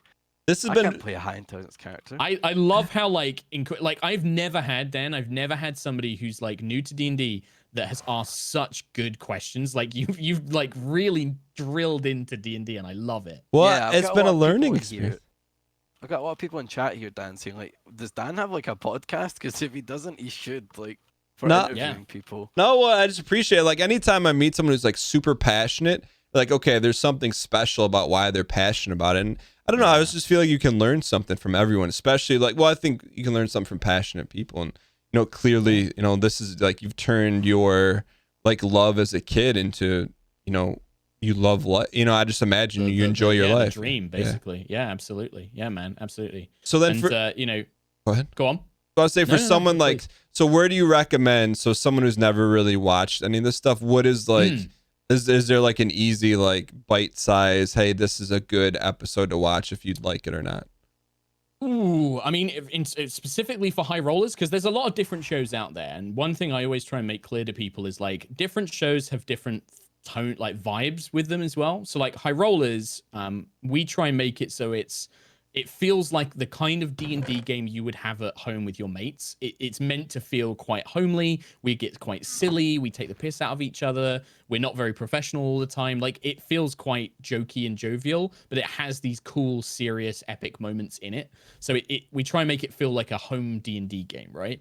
Whereas you could watch something like Critical Role, which is like the big D&D show in the world, and that's like super high production value. They're all incredible actors and actresses. Like, that's like the creme de la creme of D&D. You know, you could watch, there's a bunch of other shows out there that all have like different tones and vibes to it. With High Rollers, I would definitely recommend people go to Erois, like episode 1, like the first episode of our new campaign, and work through that. We do try and split it into chapters, so if you did want to jump ahead to, you know, when they're a bit higher level, maybe more exciting stuff's going on, maybe you want to watch the first episode with Ravs, that's a good one to jump into. I think like episode was at 34, because we do kind of set a lot of stuff up and do a lot of explaining of stuff in that one as well. Would it make sense to jump into like, will you know what's going on in episode 34? I think that you probably will be a bit lost in, like, there'll be a lot of character names and stuff, but I think it's the kind of thing where you can jump in and you'll get the gist of it pretty quickly, and then you can go back and watch the earlier episodes to kind of figure out who's who. But episode 1's always going to be the one that I say, yeah, if you want to start watching High Rollers, episode 1 is probably the best place to go. We've also done a few different mini series, so we're doing like a little Curse of Strahd, which is one of the pre-made adventures. And we've done like a mini series of that, which I think is only like 20, 30 episodes at the moment. So if you don't want to invest in like 100 episode series, you could always jump into something like that. And we've done like little micro series like that before as well. And I mean, and you're not saying this, I'm saying this. Just tell me if it's accurate or not. It's like Critical Role, like really sweaty D&D, and yours is like... No. Those guys have loads of fun. They've been playing D&D for a long time. I mean more like they're like the highest production, and like, you know, the players are all fantastic actors and actresses. They still get rules wrong. They still like make really bad decisions all the time. You know, some of their players, you know, don't always remember the rules and stuff. More just that they're all like, yeah, they're all professional voice actors and actresses. So they kind of are very much into the whole character thing. And the production quality is just superb as well. Whereas I think like with High Rollers, it's a bit more homey. It's a bit more sort of like, yeah, I could see me and my friends playing this game, you know? Okay, so like I'm trying, like, and I don't mean it in like a derogatory way, like sweaty, yeah, no, of course. But yours is like, I guess, I don't want to say more relatable, but like someone would watch your show be like, oh, this is kind of like how ours is, minus the production value. That's the hope. That's certainly the intention of it, right? And there's some people out there who do think that like Critical Role sets a false expectation of what D&D can be, because Matt Mercer, the DM for it, is very, very good. He's a very, very good DM. The players are all, you know, fantastic performers. And when you sit at home and play D&D, chances are you're not playing with professional actors. You're going to be playing with other nerds. And so people are going to be a bit awkward. They're going to be a bit cringy. You're going to make stupid jokes, and that's fine. And so, yeah, I think we try and make High Rollers, well, not even make it. I think it is very relatable because we don't try and make it anything more than just nerdy mates playing D&D. Do you know what I mean? Yeah. No, I understand. That's the kind of hope. Well, Humes, and Ravs, this was very enlightening. I'm gonna commit. I'll watch. I want to watch one episode and just see what it's like. Well, and Dan, you know, I know it's sometimes bad form, but if you ever want a game, just say the word, because I am always happy to run, especially for new players. I am always happy to run. Maybe we could get D&D some dads and do a Dungeons and Dads. Well, I was trying to get that game with Sips and Wolf and stuff, but I didn't get a response. But yeah, like I'm definitely up. I know Ravs would always be up for playing, so I think that getting some dads in and playing a dad game, even just off stream, that's easily doable. What's bad form? I didn't consider that bad form. Oh, just, you know, like, what is it? Like when you kind of say to somebody like, hey, we should do a stream together when you're like streaming and stuff is what I mean. But I'm just kind of want to put the offer out there. No, I think you're like, if I hop in your chat and you're streaming, I'd be like, yeah, that may be a little bad form. But if like we're talking, you know, no. Okay, cool. Yeah, for sure. I'm going to watch it and then I will, let me marinate. I think I mean, I'm open to try anything once for sure. You know, that's always the best way to do it. Yeah, for sure. Yeah. And yeah, give that first episode a watch, see what you think. So I think the first episode's good because we're kind of teaching one of our players a little bit as well. So she's kind of learning the game because she's new to D&D when we first started the campaign. So that's probably a good one to check out. Or check it out with old Ramsey boy. I mean, I'm a little biased. I'm probably gonna watch a Ravs episode, but to be honest, I understand that. He's Yeah. a sweet boy. He's a sweet, lovely man. Well, cool. Well, it was fun, guys. We should, do thanks, some more man. dad talks early. I'm gonna sign off here in Dadcraft and do a little Tarkov. But it was great meeting you guys. No Enjoying worries. it. Thanks, Dan. Nice to meet you as well. Yeah, good chat. All right, guys. I'll talk to you soon. Hope you have a good one, man. See you later. All right, see you guys. Bye. Yo, that's I feel like we learned a lot. Check them out. High Rollers on YouTube. I'm not homework, but I'm gonna check out an episode in the next like week or so. It was cool.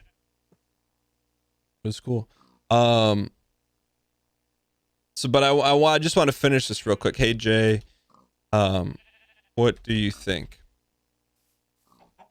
on the middle entry exterior? I'm gonna go solid or glass, but it was cool. I think learning like Thank you. Can we please get some dang pack spam in the chat? Can we get some dang pack spam in the chat, please? Warpath, I got your DM. Just hang tight, man. Things always get better. But in terms of like D&D, like you watch it and you kind of know what's going on, but they made it sound like it's like not sweaty's not the word I'm looking for, but it's like solid around the door. You know what I mean? It's like you got to know all these rules to play. DAE, yeah.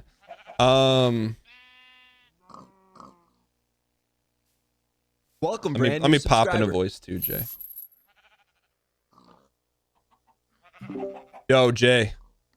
Yo, sorry. I was just rapping, learning about D&D.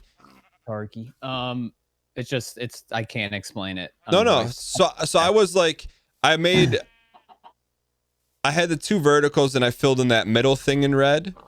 I don't know. I like everything. I'm not saying no to this, but I just want to get your insight. Well, I think there's an opportunity to work in a different color because it'll help break it up a little bit. Yeah. But if you had white concrete, I would go, I just need any sort of block. Would you go white where it's vertical, or where would you go? I mean, white where there's glass. So you can also add dimension at the same time. So you could go white.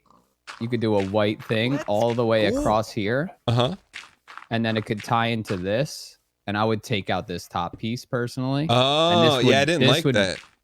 This would become your awning. But then also what you could do is if you break out these corners and add windows. You could add windows in these corners, and it's going to give you a way more modern and sleek feel. Yeah. Dude. That corner, you knocking out that corner is like the difference between Microsoft Paint and Photoshop. But and then I would make sure this is all one level here, and then this gives you a good opportunity to break up. I would then also move up this window. Because you don't want it touching this, you want it separate, and then you can have like this window here in the middle if you want to keep that. No, I mean you could go huge window above the doorway, and it would look better than it does now. Yeah, if you go like where the dirt is across, add just white, and then that dirt up there would be red, obviously, around the window. The dirt up. I say it again because you don't like if up here this dirt right here I could actually make it, but again I mean there's many things you could do. You could keep this window as is, and then this bar across here on this dirt would just be white to break it up. But you can also break out this red and have this, because we have this white divider now, you can have the whole top be a big window. The whole top of the ceiling. See this part right here that I'm breaking? Yeah. You don't need this anymore because now we have a structure for the door with the white bar. Oh, I see what you're saying. So this could be a gigantic window right here if you want. And because now it's not just one big window slab looking weird. Mm-hmm. Okay, cool. Come in here real quick. So in here, like, if I have the white thing, does it block? Because like this looks, I think it looks weird if you can see the glass block from the outside. You know what I mean? Yeah, it does. You could just move this whole thing up one. Move like so. So the white block would be. The white block would be up one. Oh, and it fills. But then it would fill that. But like you'd have to get rid of this, and you'd have to get rid of this. But then you're moving everything up one, which is fine. You just want to keep it consistent. So your new white bar would come across this way. And then the window's just one more bigger. One more bigger, yeah, which is gonna look fine. The only thing now is that your doorway is gonna have a block above it, which is probably totally chill too. What do you mean your doorway? Oh, I see. Because you want it all the way across. Yeah, Does that make sense? Yeah. And then you would just put the white awning there. You wouldn't wrap it around necessarily. I would. Yeah, like I would take this white bar. Yeah. This white thing, I would wrap it all the way to this corner. Yeah. Don't come down. Make sure this corner's open. I would wrap the white all the way around your building. And it'll give it a really, like, it'll give it an interest, like, point to look at. Like the white against the red. Got it. And you can work in like a white border somewhere else as well. What are some things outside of blocks that I could make out of white, you know, for like detailing? Any like pieces wise? I mean, there's this really cool block called an end crystal, which is like a skinny white pole, like that glows almost. That looks really cool for modern stuff, but we have to kill the dragon first. Okay. That's like one block that pops out. Other than that. That cool. Nothing's coming to me, but what do you that's usually why it's good to work in some wood, because there's so many tiny wood blocks and you're able to accent it pretty well. All right, hit me with your real first impressions. Walk in real quick. And don't censor. Look up. Yes or no? Oh, I like that. Okay. I like that. I like that a lot. That looks really good. It was an accident. I would do that more. Okay. Like throughout the like other ceilings? In like different rooms and stuff. Not everyone, like over here maybe. Do it again. Okay. But yeah, I like that a lot. It looks awesome. What do you got going today? I'm gonna try to finish the Nether Dome today. And yeah, I started planning out my base yesterday on stream. Where at? In creative mode. It's pretty far away, but I have a Nether portal hooked up to it. It has probably the most epic natural generation of a mountain I've ever seen in Minecraft. So can I see it? Yeah, if you want to run to it, yeah. I mean, there's nothing to look at other than the what I'm calling Obsidian Peak. Yeah, I'd love to see it. Yeah, it's a little bit of a sketchy run to the Nether, but I think we'll be okay. Do you have a path? Like, do you have the path down, or you just know? I do. Yeah, no, I know exactly where to go. The path is laid out, but it is.